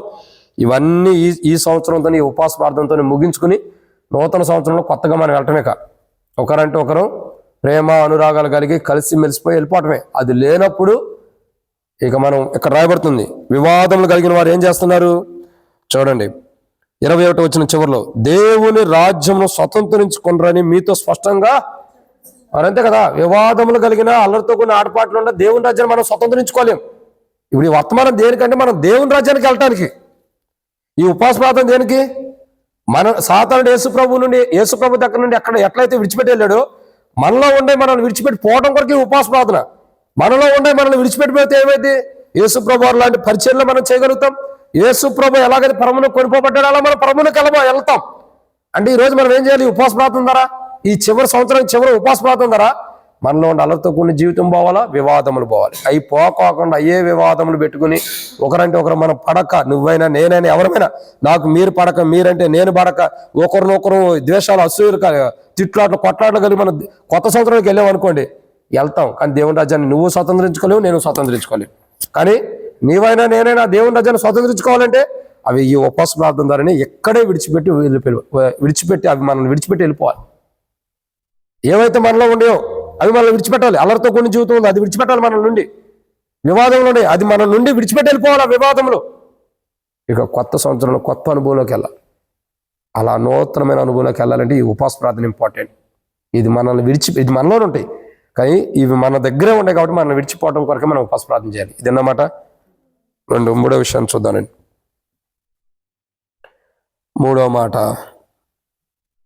అపోస్తలుడైన పౌలు గలతీయులకు రాసిన పత్రిక 5వ అధ్యాయం. అపోస్తలుడైన పౌలు గలతీయులకు రాసిన పత్రిక 5వ అధ్యాయం 3వ మాట, 24 వచనం, 23, 24 కలిసి ఉండే.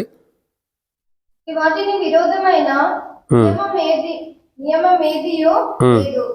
యేసు సంబంధులు శరీరమును దాని ఇచ్చలతోనూ దురాశలతోనూ సిలువ వేసి ఉన్నారు. కాబట్టి ఇక్కడ మూడో కోణం ఏంటంటే, మన నుండి విడిచిపెట్టి వెళ్ళవలసింది మొట్టమొదటి ఏంటి? అల్లరితో కూడిన జీవితం. 2 వివాదం, మనలో ఉన్న కొట్లాట గొడవలు అనేవి ఇక్కడ నుండి మన నుంచి విడిచిపెట్టి వెళ్ళిపోవాలా. కొత్త సంవత్సరంలో అవి లేకుండా మనం జీవించాలి. అవి మనల్ని విడిచిపెట్టి పోవడం కొరకు ఈరోజు మనం అల్లరితో కూడిన జీవితం కానీ వివాదాలు మనల్ని విడిచిపెట్టి వెళ్ళడం కూడా ప్రార్థన చేసుకోవాలి. మూడోదిగా దురాశలు. ఏ దురాశలు ఇవి? శరీరంతో కూడిన దురాశలు, శరీరం నుండి పుడుతున్న దురాశలు. దేని నుండి పుడుతున్నాయండి? శరీరం నుండి పుడుతున్నటువంటి దురాశలు. మనలో కొన్ని దురాశలు ఉంటాయి. ఈ దేని సాదృశ్యమైనది? దేని సాదృశ్యంగా దేని బట్టి నుంచి వస్తున్నాయంటే శరీరాన్ని బట్టి. మన శరీరాన్ని బట్టి కొన్ని దురా ఆలోచనలు పుట్టుకుంటూ వస్తాయి, దురాశలు వచ్చేస్తాయి. కొంతమంది చూడండి, అందంగా ఉన్న అబ్బాయిని చూస్తే నేను ఇట్లాంటి అబ్బాయిని పెళ్లి చేసుకుని జీవితాంతం సుఖంగా ఉండాలనుకుంటాం. పై రూపమే లోపల ఎలా ఉండిద్ది? ఎటు చూస్తాం, ఇట్లా అందంగా ఉన్న అమ్మాయిని పెళ్లి చేసుకోవాలి, మంచి గుణలక్షణం, మంచి బాగుండాలి, మంచి మాట బాగుండాలి అని చెప్పి చెబుతాం. ఇట్ట బాగుండాలి, అట్ట నడవాలి, కాళ్ళు వంకరగా వేయకూడదు, చేతి వంకరగా ఉండకూడదు అని చెప్పి అనుకుంటాం. చివరికి ఏమైంది చెప్పండి? ఏమైంది? నష్టపోతాం, అంత మించేమీ లేదు. అంటే మనం ఏంటంటే చాలామంది శరీరమును గురించినటువంటి దురాశలు ఉండే మానవుళ్ళు. ఈ శరీరంతో కూడిన దురాశల వల్లే మానవుడు శరీరంతో కూడిన దురాశలు తన శరీరంలో ఉండే కాబట్టి ఆత్మీయంగా ఎదగలేకపోతున్నాడు. ఏమలేకపోతున్నాడు? ఆత్మీయంగా ఎదగలేకపోతున్నాడు. ఈరోజు ఒక మనిషి దైవికమైన క్రమంలో ఆత్మానుసారంగా ఎదగలేకపోవటానికి మెయిన్ రీజన్ ఏంటంటే ఇదే. ఏంటిది? అది తీసుకో. ఏంటిది? అది ఒక మనిషి ఆత్మీయంగా ఎదగలేకపోవడానికి కారణం ఏంటి? దురాశలు. ఏ దురాశలు? శరీరం నుండి వస్తున్న దురాశలు, శరీరం గురించినటువంటి దురాశలు. మానవుడి శరీరం మీద ఎన్ని ఆలోచనలు, ఎన్ని ఆశలు కలిగి ఉంటాడో వీటన్నిటిని బట్టి మానవుడి జీవితంలో ఆత్మానుసారంగా ఎదగలేకపోతున్నాడు, దేవుని రాజ్యాన్ని స్వతంత్రించుకోలేకపోతున్నాడు. శరీరం నుండి వచ్చే ఆశలు చాలా ఉంటాయి. అందరూ నన్ను మెచ్చుకోవాలి, అందరూ నా కాళ్ళ దగ్గరికి రావాలి, నేను మందిరం కట్టినని అందరూ చెప్పుకోవాలి, నేనే ఈ మందిరాన్ని పునాదేశానని అందరూ చెప్పుకోవాలి. చాలా ఉంటాయి మన జీవితంలో, ఒకటి కాదు, చాలా శరీర దురాశలు ఉంటాయి. నన్నే కనపరచాలి. చూడండి, కొంతమందికి ఉండిద్ది. ఇప్పుడు చూడండి, నన్ను నా పిల్లల్ని కానీ ఎవరన్నా తిట్టారనుకో, నేను మొహం మార్చుకుంటా. అదే నా పిల్లల్ని అందరూ సంఘస్థులు అందరూ అబ్బా సేవకుడు కూతుర్లు ఎట్లా ఉండారు, ఎంత గొప్ప వాళ్ళు ఉండారంటే ఆ పొళ్ళు కూడా టూత్ పేస్ట్ కంటే ఎక్కువ తెల్లగా కనపడతాయి. కొంతమంది ఉంటాం, అది శరీర దురాశలు. అవి కూడా నా వారినే కనపరచాలి, నా వారినే మెచ్చుకోవాలి, నా వారినే కనపరచాలన్న కోణాలు కొన్ని ఉంటాయి మనకి. అసలు ఎప్పుడు ఉండకూడదు. అవి ఖచ్చితంగా క్రీస్తు యేసుతో పాటు సిలువ వేయబడిన అనుభవం మనలోకి వచ్చేయాలి. శరీరమే అనేక దురాశల్ని తీసుకొచ్చింది. నన్ను గనపరచాలి, నన్ను మెచ్చించుకోవాలి, నా కుటుంబాన్ని చెప్పుకోవాలి, నా ఇంటిని చెప్పుకోవాలి. ఇదంతా దేనికి సంబంధించింది? శరీరంలో నుండి పుట్టుకొస్తున్న దురాశలు ఇవన్నీ.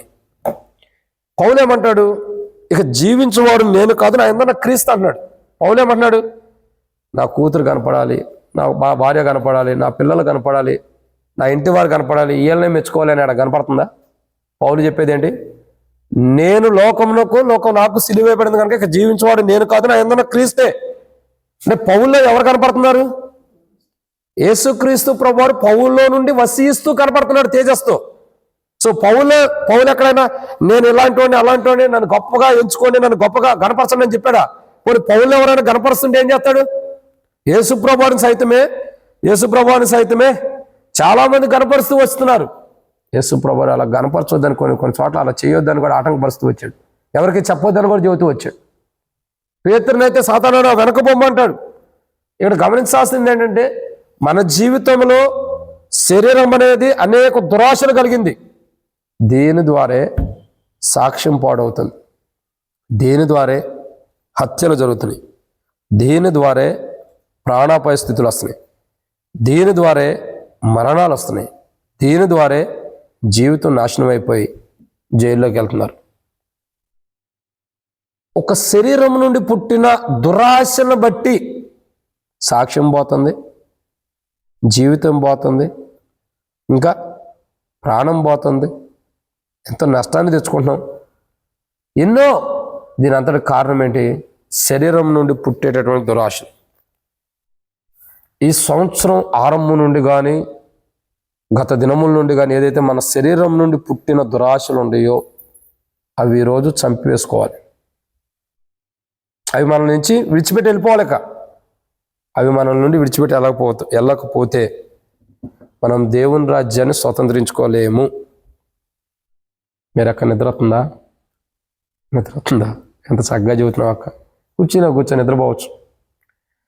కాబట్టి మన జీవితాల్లో శరీరం నుండి వచ్చేటటువంటి దురాశలు చనిపోవాలి. చాలామంది అంటారు, నేను చంపుకోలేకపోతున్నా, నా వల్ల కావట్లేదు. నేను చెప్పే సాకులయ్యే, నా వల్ల కావట్లేదు, నేను చంపుకోలేను. ఎందుకు చంపుకోలేకపోతున్నావు? వాక్యం అన్నది మనలో దూరమైంది. అది నీకేంటి నాకేంటి? ఏం దూరమైంది? వాక్యం. ఆ వాక్యం మనలో ఉంటే అవి ఖచ్చితంగా చచ్చిపోతాయి. బైబిల్ చెప్పే మాట అదే. దురాశలు శరీరం నుండి వస్తున్నాయి. ఆ శరీరం గురించి కానీ శరీరం నుండి కానీ శరీరం గురించి వచ్చేటటువంటి దురాశలు చనిపోవాలి మనలో. అది అసలు మనం చనిపోవడం కాదు, అవి పూర్తిగా మన నుంచి విడిచిపెట్టి వెళ్ళిపోవాలక. అప్పుడు ఎవరిలైతే శరీరం గురించిన దురాశలు విడిచిపెట్టి ఎల్లబడిన వాడికి ఉంటాడో ఆ వ్యక్తి ఎలా ఉంటాడంటే, యేసు ప్రభు చెప్పాడు, మీలో ఎవడైనాను పరలోకంలో గొప్పవాడుగా ఉండాలనుకుంటే భూమి మీద ఎలా ఉండాలి? అల్పుడుగా ఉండాలి. చిన్నవాడి కంటే తగ్గింపు జీవితం ఉండాలి. వినయం, విధేయతతో కూడిన జీవితం ఉండాలి. ఇందుని బట్టి మనకు అర్థం కావాల్సింది ఏంటంటే, మన జీవితం శరీరము దాంతో కూడినటువంటి ఇచ్చలు కానీ ఆశలు కానీ దురాశలన్నింటినీ మనం చంపుకుని సిలువ వేసుకుని మన దగ్గర నుంచి వాటిని దూరంగా చేసుకున్నప్పుడు నువ్వు దేవుని రాజ్యాన్ని స్వతంత్రించుకుని దేవుని రాజ్యంలో గొప్పవాడుగా ఉంటావు, గొప్పవాడిగా గొప్పదానిగా ఉంటావు. అలా లేనప్పుడు అసలు మెయిన్ ఏంటంటే నీ శరీరం నుండి పుట్టేటువంటి ఆశను చంపుకోవాలి. ఏది పుట్టినా దాన్ని చంపేసుకోవటమేక. ఇప్పటి వరకు ఏదన్నా జీవించో అయిపోయింది. ప్రజలకు తెలుసో, నీ ఇంటి వారికి తెలుసో తెలియకో, నీకు తెలుసో తెలియకో, నీ కుటుంబీలకు తెలియపోవచ్చు, నీ బంధువులు స్నేహితులు తెలియపోవచ్చు, నీ ఇంటి వారికి తెలియపోవచ్చు. కానీ దేవుడికి నీ గురించి నా గురించి అంతా తెలుసు. ఆయన దృష్టిలో ఏది కూడా దాచిపెట్టడానికంటూ ఏం లేదు. అందుకు మనం ఏం చేయాలి? మనం చూస్తుంది మనుషులు కాదు, వీళ్ళు చూసినా చూడపోయినా. ఒకసారి అంటాం మన కళ్ళే మనల్ని మోసం చేసినాయి అంటాం. కళ్ళతో చూసిందంతా కూడా నమ్మలేరంటాం. కానీ ఈరోజు ఎవరు చూసినా చూడకపోయినా మనం చేసే తప్పు, మన పాపము, మనం చేసే పొరపాట్లు అన్నీ కూడా మన శరీరం నుండి పుట్టిన శరీర దురాశలన్నీ కూడా దేవుడు చూస్తున్నాడు. మొత్తం చూశాడు దేవుడు. అందుకే ఈరోజు మనకు ఒక అవకాశం ఇస్తున్నాడు, మనం మారాలని, మన జీవితాన్ని మనం సరి చేసుకోవాలని, మన ప్రవర్తన మనం సరి చేసుకోవాలని ఆయన ఒక అవకాశం ఇస్తున్నప్పుడు మనం ఏం చేయాలి? సరి చేసుకోవాలి. సరి చేసుకోకపోతే నష్టపోతాం. కొత్త సంవత్సరంలోకి వెళ్ళొచ్చు, అనారోగ్యంగానో ఆరోగ్యంగానో కొత్త సంవత్సరంలోకి వెళ్తాం దేవుని చిత్తమైతే. కానీ దేవుని రాజ్యాన్ని స్వతంత్రించుకోలేం. ఈ సంవత్సరం చివరి ఈ ఉపవాస ప్రార్థన దేనికంటే యేసు ప్రభువారు మనతో మాట్లాడుతున్నట్టుగా, సాతానుడు యేసు ప్రభువారిని విడిచిపెట్టి వెళ్ళినట్టు మనలో నుండి కొన్ని ఉన్నాయి, అవి మనల్ని విడిచిపెట్టి వెళ్ళిపోవాలి. సాతానుకు సంబంధించిన కొన్ని మన జీవితంలో ఉన్నాయి, అవి మనల్ని విడిచిపెట్టి వెళ్ళాలి. అవి విడిచిపెట్టి పూర్తిగా మన నుండి వెళ్ళిపోవాలి. దాంట్లో మొదటిది ఏంటి? అల్లరితో కూడిన జీవితం, ఆటపాటలు కలిగిన జీవితం. 2, వివాదం, కొట్లాటలు, గొడవలు, ఇవన్నీ కూడా విడిచిపెట్టి వెళ్ళిపోవాలి. 3, శరీరం నుండి వస్తున్నటువంటి దురాశలు, శరీరం గురించినటువంటి దురాశలు, ఇవి మన నుండి పూర్తిగా వెళ్ళిపోవాలి. అప్పుడే నువ్వు శరీరం నీకును సిలువ వేయబడ్డావని అర్థం. అప్పుడు ఇక నీలో శరీరం అన్నది పనిచేయదు. శరీరం అంటే శరీర కోరికలు, శరీరాశలకు పనిచేయవు, శరీర ఉద్దేశాలకు పనిచేయవు. ఇంకేం చూసినా నీకు దైవికమైన క్రమమే నీ కళ్ళ ఎదురు తిరిగిద్ది, కానీ ఆ శరీరంతో కూడినవి నీ జీవితంలో ఉండవు. అవి ఉంటున్నాయంటే అర్థం ఏంటి? ఇంకా శరీరమును గురించినటువంటి దురాశలు, శరీరంతో కూడిన దురాశలు, శరీరం నుండి పుడుతున్నటువంటి దురాశలు మన నుండి విడిచిపెట్టిపోలా. ఈరోజు మన ప్రార్థన అందుకోసమే. మన శరీరంలో నుండి పుట్టి మనల్ని అపవిత్రపరుస్తూ మన జీవితాన్ని నాశనం చేస్తూ దేవుని రాజ్యానికి వెళ్ళకోకుండా మనలో పుట్టే ఆశలు, కోరికలు, అవన్నీ కూడా మనం ఏం చేయాలి? చంపుకోవాలి. వాటి కొరకు మనం ఈరోజు చంపుకున్నప్పుడు ఆ శరీరంతో కూడిన దురాశలన్నీ మన నుండి వెళ్ళిపోతాయి. అవి వెళ్ళిపోవటం కొరకు మనం ఈరోజు ఏం చేయాలి? ప్రార్థన చేయాలి. అప్పుడే మన జీవితాలకి అలా ప్రార్థన చేస్తేనే మన జీవితానికి అంటూ కూడా ఒక విలువ ఉండిద్ది. ఏదో ప్రార్థన చేయాలని చేసేయడం కాదు, ఒక విలువ ఉండిద్ది. కాబట్టి అట్లు మనం ఏం చేయాలి? మన శరీరము, దాని నుండి పుడుతున్న దురాశలు ఏవైతే మనలో ఉండయో అవి మన నుండి ఒకప్పుడు దూరం అయిపోయి ఆ శరీరం నుండి పుడుతున్న దురాలోచనలు మన జీవితంలోకి రాకుండా మనం ఉండైపోవాలా, మనల్ని విడిచిపెట్టి వెళ్ళిపోవాలా, మరన్నిటికీ అవి మన జీవితంలోకి రాకుండా ఉండటం కొరకు మనం ఉపవాస ప్రార్థన చేయాలి. ఇదన్నమాట 3. ఇక 4వ విషయాన్ని చూద్దాం. అపోస్తలుడైన పౌలు గలతీయులకు రాసిన పత్రిక 5వ అధ్యాయం 21వ వచనం. వేదములు, విమతములు, అసూయలు, మత్తతలు, అల్లరితో కూడిన ఆటపాటలు మొదలైనవి, వీటిని గూర్చి నేను మునుపు చెప్పిన ప్రకారము ఇట్టి వాటిని చేయువారు దేవుని రాజ్యమును స్వతంత్రించుకొనరని మీతో స్పష్టంగా చెప్పుచున్నాను. ఏమని రాయబడుతుంది ఇక్కడ? 4వదిగా అసూయలు. 4వ మాట ఏంటి? అసూయ. ఈ అసూయ అన్నది దేవుని రాజ్యానికి మనల్ని తీసుకెళ్ళలేదు. అసూయ ఎవరికి ఉంటుంది తెలుసా? 26వ వచనం చివరిలో ఉంది, ఒకరు యందు ఒకరు అసూయ పడకయు. ఎలా ఉండారు? ఒకరు యందు ఒకరు అసూయ ఉంది. ఒకరంటే ఒకరికి అసూయతో కూడి ఉండాలి. అందుకే మనం కొత్త సంవత్సరంలోకి వెళ్ళి ఈ బ్రతుకు మారని కారణం అదే. ఈ జీవితం మారని కారణం ఏంటి? ఒకరంటే ఒకరికి అసూయ ఉంది. ఈ అసూయలో పోవాలి మనలోని. ఏం పోవాలా? అసూయ. మనకు ఒకరంటే ఒకరికి పడదు. కారణం ఏంటి? అబ్బా ఆయన ఎంత గొప్పగా ఉన్నాడు, ఏమెంత గొప్పగా ఉంది. ఈ అసూయలు మనలో ఉంటాయి. సంఘం మందిరంలో కూడా ఎవరైనా మంచి బట్టలు కట్టుకొచ్చారనుకో, అబ్బా ఆమె చూడు ఎంత మంచి బట్టలు కట్టుకొచ్చిందో, డబ్బు ఉంది కదా అట్టా కట్టుకొచ్చింది. అంతేగా సుగుణమ్మక్క, డబ్బు ఉంది కదా అట్టా కట్టుకొచ్చింది. చెప్పు రామలమ్మక్క, నాకు లేదుగా అయ్యా నేను కట్టాలేనంటావా? అంతే లెక్క. కాబట్టి చాలాసార్లు ఇదే ఉంటుంది మనకి. అసూయలు ఎక్కువ ఉంటాయి మనుషులు. ఒక చీర మంచిగా, ఒక స్త్రీ మంచి చీర కట్టుకొచ్చిందంటే అసూయ. ఏదన్నా బంగారం మెడలో వేసుకుందంటే అసూయ. ఏదైనా ఉంగరం పెట్టుకుంటే చాలు అసూయ. ఇంకా కొద్దిగా అందంగా కనపడితే చాలు, నేను ఎందుకు అందంగా లేనా కంటే అసూయ. ఇంకా ఇంకొక అసూయ చెప్పమంటారా? ఎవరైనా మన పక్కన కూర్చుని ఎక్కువ భోజనం చేసినా నేను ఎందుకు తినలేదని కూడా అసూయ ఉంటుంది మనకి. నేను ఎందుకు కడుపు నిండా ఎక్కువ తినలేకపోతున్నాను, ఈ అసూయ కూడా ఉంటుంది మనిషిలో. లేదు ఇంకా గొప్ప అసూయ చెప్పమంటారా? ఎవరైనా ఈ సంవత్సరం మొత్తం ఆరోగ్యంగా ఉండి ఏ అనారోగ్యంగా లేరనుకో, వాళ్ళ మీద పడి ఏడుస్తాం మనకి బతుకంతా. అంతే. ఏంటి బా ఈ సంవత్సరం అంతా చూడు అక్క అన్న ఎంత ఆరోగ్యంగా ఉన్నాడు, నాకు దరిద్రం కొద్ది అన్ని అనారోగ్యాలే. ఒకడి మీద పడి ఏడుస్తుంది దేనికి? అదే అసూయ అంటే. నీది నువ్వు చూసుకో, నీ జీవితాన్ని నువ్వు కాపాడుకోవడానికి ప్రయత్నం చేయి. ప్రభా వారికి ఎంత ఆరోగ్యాన్ని ఇచ్చావు, నాకు కూడా నీ చిత్తమైతే ఈ ప్రభాని మనం ప్రార్థన చేయి. వారికి ఇట్ట మంచి వస్త్రాలు ఇచ్చావు, నాకు కూడా ఈ ప్రభాను. వారికి ఇట్ట మంచి సౌందర్యవంతమైన జీవితాన్ని ఇచ్చావు, నాకు కూడా ఇయ్యాను. అది వేరు. వాళ్ళు అట్టాగే ఉండాలి. ప్రభా నేను ఎందుకు ఇట్ట అయిపోతున్నాను చూడు, వాళ్ళ జీవుడు ఎట్ట ఉండాలని ఒకరి మీద నువ్వు అసూయ పడుతున్నావు. చాలామందికి ఇంకా దేనికి అసూయ ఉండేది తెలుసా? కొంతమంది మంచిగా ప్రార్థన చేసిన అసూయ ఉండేది కొంతమంది. ఉన్నదా? ఉంటుంది. ఏందమ్మా కొట్టేదాడు చూస్తున్నా? అసూయ ఉండిద్ది కొంతమందికి. ఉండిద్ది. నువ్వేం మంచి చేసావని నేను అంటలేలే. కాబట్టి కొంతమందికి ఉంటుంది అసూయతో కూడినటువంటి ప్రార్థన. మంచిగా చేస్తే అసూయ వచ్చింది. కొంతమందికి ఆరాధన మంచిగా చేశారు అనుకో, ఆమె చూడు ఎట్ట చేస్తుందో ఆరాధన అంట. మనకి మనిషిని చూస్తే చాలు మొదట అసూయ వచ్చేస్తుంది. అసలు ఇది మనల్ని విడిచిపెట్టి పోవాలి ఫస్ట్ ఆఫ్ ఆల్. కాబట్టి కొన్ని అసూయలు మనలో ఉంటాయి, అది మనల్ని విడిచిపెట్టి పోవాలి. ఏవాళ అసూయ మంచి బట్టలు కట్టుకుంటేనో, మంచి అందంగా కనపడితేనో, డబ్బు ఉంటేనో, ఇంకా మంచిగా ఆహారం తింటేనో వాళ్ళ మీద పడి మనం ఏడవకూడదు. అప్పుడు మన బ్రతుకు మొత్తం అట్టాగే ఏడిపోయింది. మనం ఏం చేయాలా? ప్రభు నాకు కూడా అట్లాంటి దివ్వని ప్రార్థన చేసుకోవడం తప్పులేదు. చాలామంది యొక్క జీవితంలో అసూయ ఉంది. ఏముంది? అసూయ. ఈ అసూయ అన్నది మన జీవితాల్లో ఎప్పటికీ ఉండకూడదు. ఇది మనకి క్షేమకరమైనది కాదు. కాబట్టి మన జీవితాల్లో ఒకరు ఎక్కువగా ప్రార్థన చేస్తున్నారన్న, ఎక్కువగా అంటే పరిమాణ చెత్త చేస్తున్నారని కాదు. ఒకళ్ళు ప్రార్థన చేస్తున్నారన్నా, ఒకళ్ళు ఆరాధన చేస్తున్నారన్నా, ఒకళ్ళు దేవుని స్తుతిస్తున్నారన్నా, ఒకళ్ళు దేవుని మందిరంలో బాగుండారన్నా, దేవుని మందిరమే కాదు మనం ఇంటికి వెళ్ళిపోవడం కూడా ఒకళ్ళు బాగుండారన్నా మనం ఎప్పుడు అసూయ పడకూడదు. వాళ్ళకే ఉంది నాకు ఎందుకు లేదని అసూయ రాకూడదు. మనకి లేనిది ప్రభు నాలుగు ఇది లేదు నాకు ఇవ్వని ప్రార్థన చేసుకో, తప్పులేదు.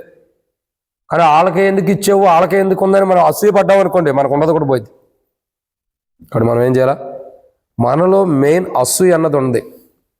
ఈ అసూయ నుండి కదా, అసూయ మన జీవితం నుండి వెళ్ళిపోవాలి. నచ్చనిది ఎదుటి వ్యక్తి దగ్గర ఉన్నప్పుడు మనకు అది లేదన్న స్వభావం చూసారు, అదే అసూయ అంటే. అది మన నుండి విడిచిపెట్టి వెళ్ళిపోవాలి. యేసు ప్రభువారిని సాతానుడు ఎలా విడిచిపెట్టి వెళ్ళాడో, ఆ సాతాను యొక్క బీజం ఇంకా మనలో ఉంది. అదేంటి? అల్లరితో కూడిన జీవితం. 2 వివాదములు. 3 శరీరమును గురించి, శరీరం ద్వారా శరీరం నుండి పుడుతున్నటువంటి దురాశలు. 3 దురాశలే 3. 4వదిగా అసూయలు. ఈ యొక్క అసూయ ఏదైతే ఉందో అది పోవాలి మన నుండి. ఏం పోవాలా? అసూయలు పోవాలి. మనం ఒకరి మీద ఒకరు అసూయ కలుగుంటే దేవుని రాజ్యానికి వెళ్ళటానికి దేవుడు ఎందుకు అనుమతిస్తాడు? కొత్త సంవత్సరంలో ప్రవేశిస్తావు, దేవుని చిత్తం అయితే వెళ్తావు, దాంట్లో నో డౌట్. దేవుని చిత్తం ఉంటేనే వెళ్తావు. కానీ కొత్త సంవత్సరంలో ప్రవేశించిన తర్వాత ఈ అసూయలు కలహాలు పెట్టుకునే నూతన సంవత్సరంలోకి వెళ్ళి మళ్ళీ ఇంకొక ఉపవాస ప్రార్థనలో కూర్చున్న ప్రయోజనం ఏముంది? ఇక లోకంలో ఒక మనిషి కాదు, కొంతమంది అంటారు వీళ్ళు చర్చికి వెళ్తారా, వీళ్ళు దేవుని బిడ్డలా, వీళ్ళు వెళ్తున్నా వీళ్ళ బూతులు మారలా, వీళ్ళ మాటలు మారలా, ఈ ప్రవర్తన మారలా, వీళ్ళు కూడా దేవుని బిడ్డలేరా అని కొంతమంది అడుగుతారు. మనల్ని అడగరా? అడుగుతారు. ఎందుకు అడుగుతారు? మన జీవితం ఇంకా పోవాల్సిన ఏదైతే మార్పు చెందలా. ఈరోజు మనలో ఉన్న ఎదుటి వ్యక్తిని బట్టి ఉండ అసూయ మనలో నుండి పోవాలి. అప్పుడే మనం ఉపవాస ప్రార్థన చేసినప్పుడు దేవుని రాజ్యానికి దేవుని చిత్తం మీద ఆ ప్రార్థన ద్వారా ప్రవేశిస్తాం. నూతన సంవత్సరంలోకి ప్రవేశించే సంగతి తర్వాత దేవుని రాజ్యాన్ని ప్రవేశిస్తాం. కానీ అసూయ పోకుండా అలాగే అసూయలు కలిగి ఉన్నాం అనుకో, నువ్వంటే నువ్వే ఏ తిన్నా, ఏ వస్త్రాన్ని ధరించుకున్నా, ఏం మాట్లాడినా ఆమె మాట్లాడుతుంది, ఆమె చెబుతుంది. కొంతమంది వాక్యం చెప్పే దాంట్లో కూడా అసూయ కలిగిన వాళ్ళు ఉంటారు. ఆయనే బాగా చెబుతున్నాడు, నేను ఎందుకు చెప్పలేకపోతున్నాను అసూయ. ఆయనకి ఆత్మ నడిపింపు ఉంది, నీకు తక్కువ ఆత్మ నడిపింపు ఇచ్చాడు, ఆయనకి ఎక్కువ ఇచ్చాడు, దానికి ఎందుకంటే అసూయ. కొంతమంది ఉంటారు, నేను అట్లా ఎందుకు వాక్యం చెప్పలేకపోతున్నాను, ఆయన మాత్రం బాగా చెబుతున్నాడు వాక్యం అనుకుంటాం. అసూయలు పోవాలి. దేవుడు ఏది మనకిచ్చాడో దాన్ని రెట్టింపు చేసుకోవడానికి ప్రయత్నించాలి తప్పగా, లేనిది వాళ్ళ దగ్గర ఉంది నా దగ్గర ఎందుకు లేదని మనోదుఖం కలిగి మనోవేదన కలిగి ఉండకూడదు. అది అసూయకు దారి తీస్తుంది. అన్నాదే చేసిందిగా. ఎల్కానా తన భర్తకు ఉన్నటువంటి ఒక భార్య, 2 భార్యలు కదా, ఆమెలో ఇద్దరిలో ఒక ఆమెకి పిల్లలు కలిగి ఉండారు. అన్న ఏం చేసింది, వాళ్ళని చూస్తుంది, వాళ్ళ పిల్లలు పుడుతున్నారు కానీ నాకు పుడతలేదని అసూయతో ఉంది. దేవుడు అప్పుడు ఇవ్వాల. దేవుని మందిరానికి వెళ్ళి తన కన్నీరు గార్చినప్పుడు దేవుడు ఇచ్చాడు. అంతేగా. అసూయతో ఉన్నంతకాలం అన్నకు గర్భఫలం వచ్చిందా? లేదు. ఇంకా ఏమే కాదు, అసూయతో ఉన్నవారు ఇంకొకళ్ళు ఉన్నారు. ఎవరు? ఆదికాండంలో చూసినట్టు 30వ అధ్యాయం అనుకుంటా రాహేలు కనపడుతుంది. ఎవరు? రాహేలు ఎవరు? యాకోబు యొక్క భార్య, రెబెకా యొక్క కోడలు. ఈ రాహేలు ఏం చేస్తుంది, తన అక్క యందు అసూయపడి అని రాయబడుతూ వచ్చింది కరెక్ట్గా. ఎవరి అక్క? లేయా, జబ్బు కళ్ళామ. ఆమె పిల్లలు పుట్టారు. ఈ సౌందర్యవతి అయిన ఒక పిల్లల పట్ల ఏమేం చేస్తుంది, ఆమె అక్క యందు అసూయపడి భర్త దగ్గరికి వచ్చి గొడవాడుతుంది. నువ్వు నాకు పిల్లల్ని ఇస్తావా, లేకపోతే నన్ను చచ్చిపోమంటావా, లేకపోతే నువ్వు అన్నచావు. పిల్లలు దేవుడు ఇవ్వాలి. అంటే మనలో అసూయ ఉన్నంతకాలం అది జరగదు అని ఒక రకంగా అర్థమయ్యే రీతిలో రాహేలుకి యాకోబు చెప్పగలిగాడు. తర్వాత దేవుని చిత్తంలో దేవుడు ఇచ్చాడు. నేనేమంటానంటే, రాహేలు అంత అసూయపడినంత మాత్రం దేవుడు ఇచ్చాడా? నాకు లేదు అని అసూయపడినంత మాత్రం ఇచ్చాడా? తన జీవితం మారాలి, తగ్గింపు జీవితం రావాలి, జీవితం సరిచేయబడాలి, అప్పుడు ఇచ్చాడు. ఇక్కడ చెప్పదలసిన ఆలోచన ప్రభు బలిపాటు ఏంటంటే, మన జీవితాల్లో ఎప్పుడైతే అసూయ మన నుండి విడిచిపెట్టి వెళ్ళిద్దో అప్పుడు దేవుడు మనకు ఏదైనా చేయడానికి ఇష్టపడతాడు. మనలో అసూయ పెట్టుకుని మనం ఏం చేసినా దేవుడు అది ఇష్టపడ్డు. అసూయ అంటే ఎలాంటిదంటే, ఒకసారి ఇంకొక కోణంలో కూడా నేను ఈ మాట చెబుతున్నా, వాళ్ళు నేను చెప్పిన మాటను బట్టి కుళ్ళుకొని చావాలనుకునే వాళ్ళు కొంతమంది ఉంటారు. ఎవడేం కుళ్ళుకోడు, అందరూ హ్యాపీగానే ఉంటారు. మన ఆలోచన అట్టుంటుంది. నేను ఈ మాట చెబుతున్నా కదా, నేను ఈ మాట చెప్పడం ద్వారా అందరూ కుళ్ళుకు చావాలనుకుంటాం. ఎవడు కుళ్ళుకు చేస్తాడు? ఆ మాట చెప్పబోతే నువ్వు కుళ్ళిపోయి చేస్తావు. ఆ మాట బయట పెట్టకపోతే కుళ్ళిపోయి చచ్చేది నువ్వు, మేం కాదు కదా. కొంతమందికి ఇదొక అసూయ. చెప్పిన తర్వాత మనశ్శాంతిగా, షాడిజం ఇది. మనశ్శాంతిగా ఉంటారు. ఎదుటి వ్యక్తి చెప్పేసిన తర్వాత అబ్బా చెప్పేసే కదలేక అనుకుంటాం.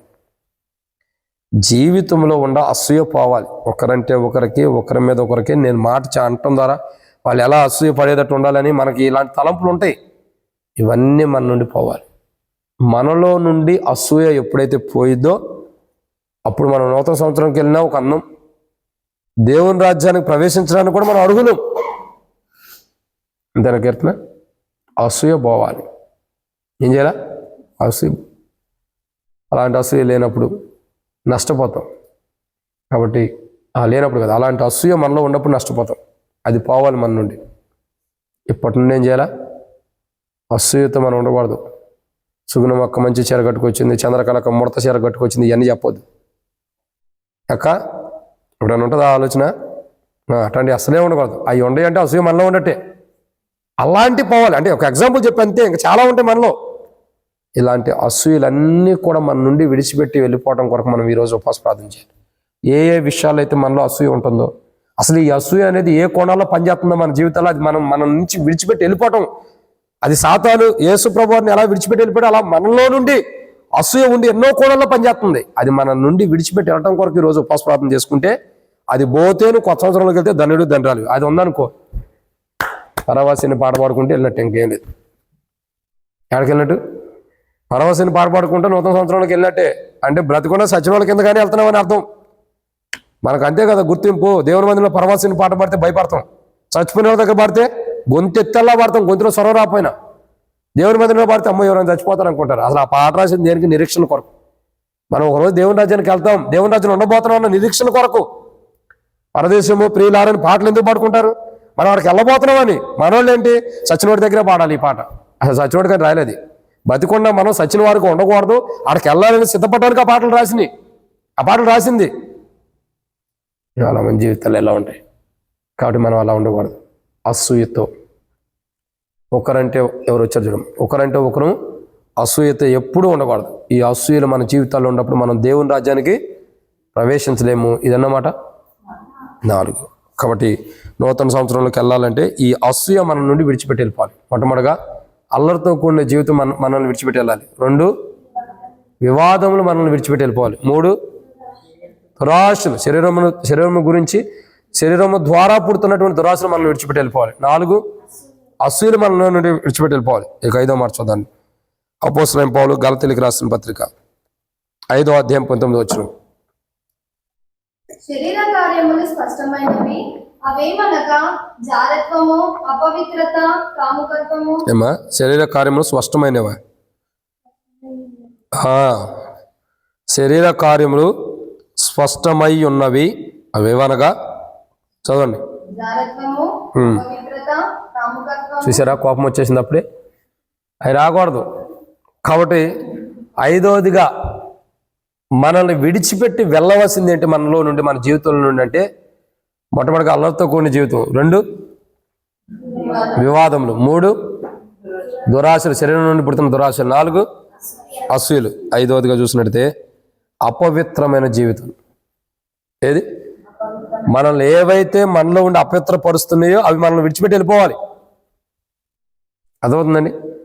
మనల్ని అపవిత్రపరిచే వాటి నుండి మనల్ని అపవిత్రపరిచేవి ఏవైతే మనలో ఉంటున్నాయో అవి మన ఆలోచనలైనా, మన ఉద్దేశాలైనా, మన తలంపులైనా, మన చూపులైనా, మన క్రియలైనా ఏం చేయాలా? అవి మన నుండి విడిచిపెట్టి వెళ్ళిపోవడం కొరకు మనం ఉపవాస ప్రార్థన చేయాలి.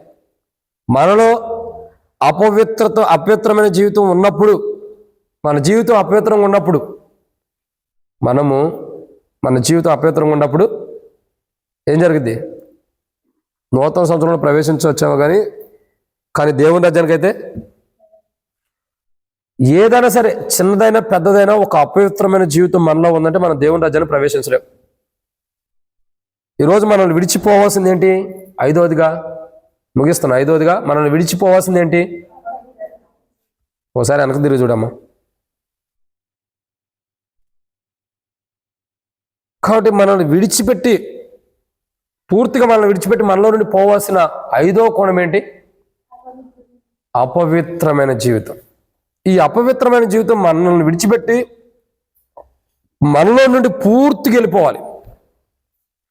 అసలు అపవిత్రమైన స్వభావం కానీ, అపవిత్రమైన ఆలోచనలు కానీ, అపవిత్రమైన మనస్తత్వం కానీ మనలో లేకుండా పూర్తిగా మనం విడిచిపెట్టి వెళ్ళిపోయి అనుకోండి, మనం ఎలా ఉంటాం? చెప్పండి, ఎలా ఉంటాం? ఎప్పుడు పరిశుద్ధులాగానే ఉంటాం. మనం అపవిత్రులు కాదంటే పరిశుద్ధులం అనేక అర్థం. మనం అపవిత్రులం కాదంటే పవిత్రులం అనేక అర్థం. మనలో ఏవైతే అపవిత్రమైనవి ఉన్నాయో అవి మనం విడిచిపెట్టి వెళ్ళిపోవాలి పూర్తిగా. ఇక మనలో ఉండకూడదు. అంటే ఈరోజు మన ప్రార్థన దేని కొరకు?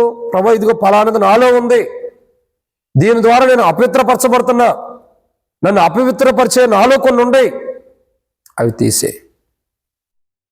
నూతన సంవత్సరంలో నేను పరిశుద్ధుడిగా, పవిత్రమైన వారిగా, పవిత్రమైన దానిగా, పవిత్రమైన వాడిగా నేను ప్రవేశించాలి. ఎలా ప్రవేశించాలా? పవిత్రమైన దానిగా, పవిత్రమైన వాడిగా నూతన సంవత్సరంలో నేను ప్రవేశించాలి. ప్రభా, ఇవి నా దగ్గర నుంచి తీసే, ఇవి నాలో ఉండటానికి లేదు, ఇవి నాలో ఉండి నన్ను ఇబ్బంది పెడుతున్నాయి కాబట్టి, నా జీవితం పవిత్రంగా ఉండకోకుండా, పరిశుద్ధంగా ఉండకోకుండా నన్ను అపవిత్రపరుస్తున్నాయి కాబట్టి, నాలో ఉంటూ నన్ను అపవిత్రపరిచే ప్రతి ఆలోచనలైనా, ఉద్దేశాలైనా, తలంపులైనా, క్రియలైనా, ఏవైనా నన్ను అపవిత్రపరిచే సమస్తంలో ఉన్నవన్నీ కూడా నా జీవితంలో ఉండేవి తీసే ప్రభాని మనం ప్రార్థన చేసుకోవాలి. అప్పుడు మన జీవితాలు ఏదైతే మనల్ని అపవిత్రపరుస్తుందో దాని నుండి మనం విడుదల పొందినప్పుడు దేవుని రాజ్యానికి మనం వెళ్తాం, స్వతంత్రించుకుంటాం. నూతన సంవత్సరంలో కూడా గొప్పవారుగా ప్రవేశిస్తాం. మనల్ని అపవిత్రపరిచే వాటిని మనం తీసేసుకోవాలి. ఏవి మనల్ని అపవిత్రపరుస్తున్నాయి? మనలో నుండి వస్తూ మనల్ని అపవిత్రపరిచేవేంటి? మన చెయ్య, మన కళ్ళ, మన కనురెప్పల, మన కాళ్ళ, మన పెదాల, ఇంకా మన నాలుక, తర్వాత మన దేహమా, ఏది మనలో నుండి అపవిత్రమైన దానికి వాడబడుతున్నాయో అది మార్చబడాలా. మనలో ఉంటూ సపోజ్ మన పెదేలా ఉండే మనల్ని అపవిత్రపరుస్తుంది, మన కళ్ళు ఉండే మనల్ని అపవిత్రపరుస్తుంది. అంటే ఇవి పోవాలని కాదు నేను అంటుంది, పెదేలు పోవాలి కళ్ళు పోవాలని కాదు. వీటిని అపవిత్రపరిచేటటువంటి విధానం ఏదైతే ఉందో అది మనలో నుంచి వెళ్ళిపోవాలి. అర్థమవుతుందండి? అప్పుడు మనం పరిశుద్ధులుగా ఉంటాం కదా. 2 కళ్ళు కలిగి అభ్యంతరకరమైన వాడివై నరకానికి వెళ్ళే కంటే 1 కన్ను కలిగి అవిటి వాడివై పరలోక రాజ్యం వెళ్తాం గొప్పది, మంచి జీవితం. అటని చెప్పి 2 పేదాలు ఉండవు, పేదం కట్ చేసుకుని ఇంకో పేదంతో పరలోక రాజ్యం వెళ్ళమని నేను అట్లా. ఏం చేయాలా? ఆ పెదాల నుండి, ఆ నోట్లో ఉన్న నాలుక నుండి, ఆ శరీరం నుండి, ఆ చేతుల నుండి, ఆ కాళ్ళ నుండి, ఆ దేహం నుండి ఏదైతే మనం అపవిత్రపరచబడుతున్నామో ఈ అపవిత్రమైన దాని నుండి మనం ఏం చేయాలా? విడుదల పొందడం కొరకు ప్రార్థన చేసుకోవాలి. ప్రభా, నా దేహాన్ని అపవిత్రపరిచే నాలోనే ఉన్నాయి. అవి నా యొక్క శరీరాన్ని, నా యొక్క కళ్ళని, నా పెదాలని, నా యొక్క చేతిని, నా కాళ్ళని, నా దేహాన్ని వాడుకుని నన్ను అపవిత్రపరుస్తున్నాయి. నన్ను అపవిత్రపరిచే నాలో నుండి తీసి మరెన్నడూ నా జీవితంలోకి అపవిత్రమైనది రాకుండా నువ్వే కాపాడు ప్రభా అని మనం ఏం చేయాలా? ప్రార్థన చేసుకోవాలి. నా జీవితంలోకి ఎప్పుడు కూడా అపవిత్రమైనది రాకూడదు ప్రభా అని ఏం చేయాలా? ప్రార్థన చేసుకోవాలి. అప్పుడు మన జీవితంలో అపవిత్రమైనదంటూ ఏది మనలోకి రాదు. తద్వారా మనం పవిత్రులుగా ఉంటాం కాబట్టి నువ్వు దేవుని రాజ్యాన్ని స్వతంత్రించుకుంటావు. ఇవి ఉండబట్టే కదా, అపవిత్రమైన జీవితం ఉండబట్టే కదా దేవుని రాజ్యానికి వెళ్ళండి. ఇప్పుడు మనలో అల్లరితో కూడిన జీవితం, అల్లరితో కూడిన ఆడపాట్లు ఉండబట్టే కదా దేవుని రాజ్యానికి వెళ్ళకపోవడం కారణం. వివాదములు ఉండబట్టే కదా దేవుని రాజ్యానికి వెళ్ళకపోవడం కారణం. అంతే కదా, శరీరం నుండి పుడుతున్న దురాశలు ఉండబట్టే కదా దేవుని రాజ్యానికి వెళ్ళకపోవడం కారణం.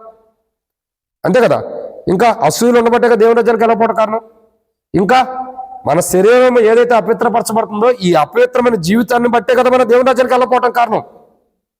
అప్పుడు మనం ఏం చేయాలా?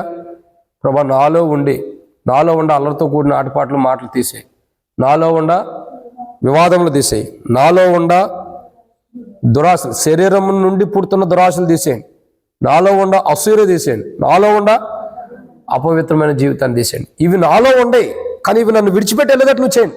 తీసేయటమే కాదు, పూర్తిగా ఇవి నన్ను విడిచిపెట్టి వెళ్ళేటట్టు చేయండి. ఇక మళ్ళీ అన్నిటికీ నా దగ్గర రాకూడదు. ఇవి లేకపోతే దేవుని రాజ్యానికి నువ్వు డైరెక్ట్గా వెళ్ళిపోతావు. ప్రభు రక్తం ద్వారా కడగబడి జీవితం మార్చబడి ఇవేవి నీలో లేకుండా ఉంటే దేవుని రాజ్యంలో ఖచ్చితంగా ఉంటాం. బైబిల్ చెప్పే మాట ఏంటంటే ఇది ఇలా ఉండొద్దు, ఇలా ఉండమని చెప్పింది. అంతే. చెడ్డవాడికి ఎట్లా ఉండొద్దు, మంచివాడికి ఇలా ఉండమని చెప్పింది బైబిల్ చెప్పే మాట అదే. సో మనం ఏం చేయాలా? యేసు ప్రభు వారిని ఏం చేసిన సాతానుడు చూడండి. మత్తయి సువార్త 4వ అధ్యాయం 2వ వచనం.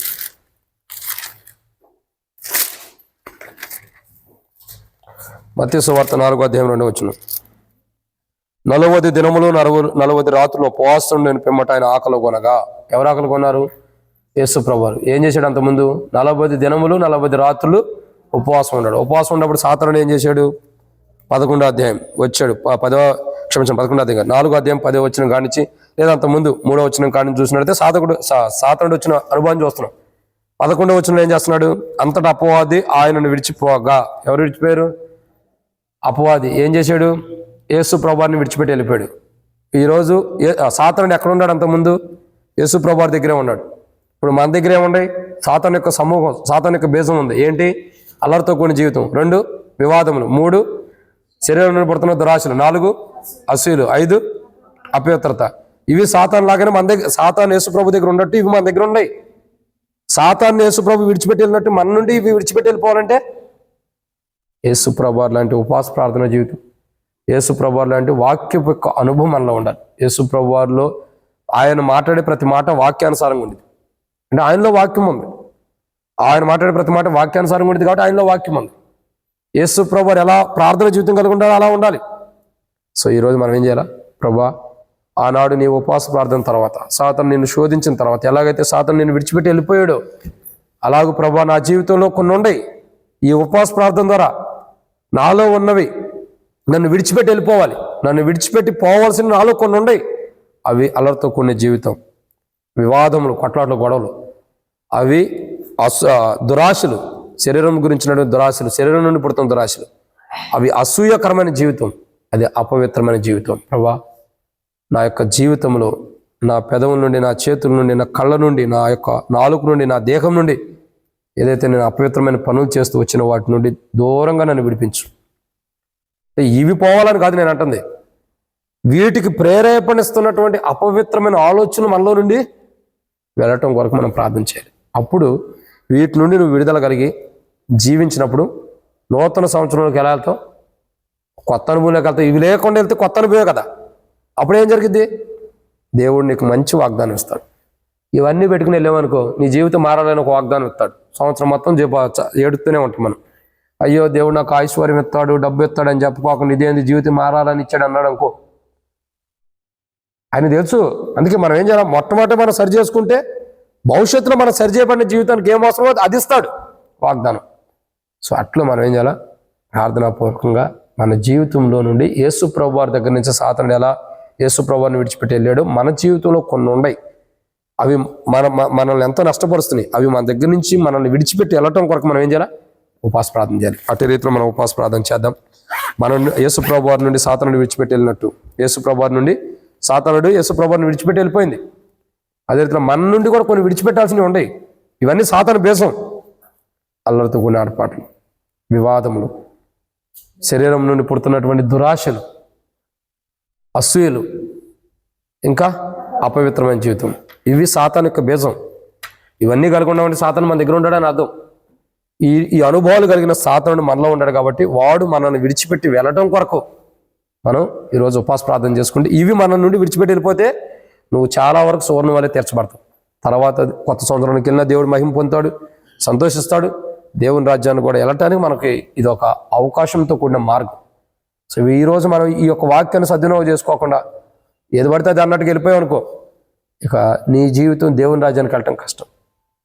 కాబట్టి సరి చేసుకున్న వారమే వాక్య వెలుగులో యేసు ప్రభు వారిని సాతానుడు ఎలా విడిచిపెట్టి వెళ్ళిందో, సాతాను యొక్క బీజం మనలో ఉన్నాయి, అవి మనల్ని విడిచిపెట్టి ఈ రోజు నుండే పూర్తిగా మనం విడిచిపెట్టి వెళ్ళటం కొరకు మనం ప్రార్థన చేసుకుందాం. అటు ప్రార్థన మన కొరకు, మన కుటుంబీకుల కొరకు, సంఘంలో ఉండేటువంటి తోటి విశ్వాసుల కొరకు, సార్వత్రిక సంఘంలో ఉన్న ప్రజలందరి కొరకు కూడా మనం అట్టి రీతిలో ఉపవాస ప్రార్థనలో ఈరోజు ప్రార్థన చేయనట్టు ప్రభు సాయం చేయను గాక. ఆమేన్.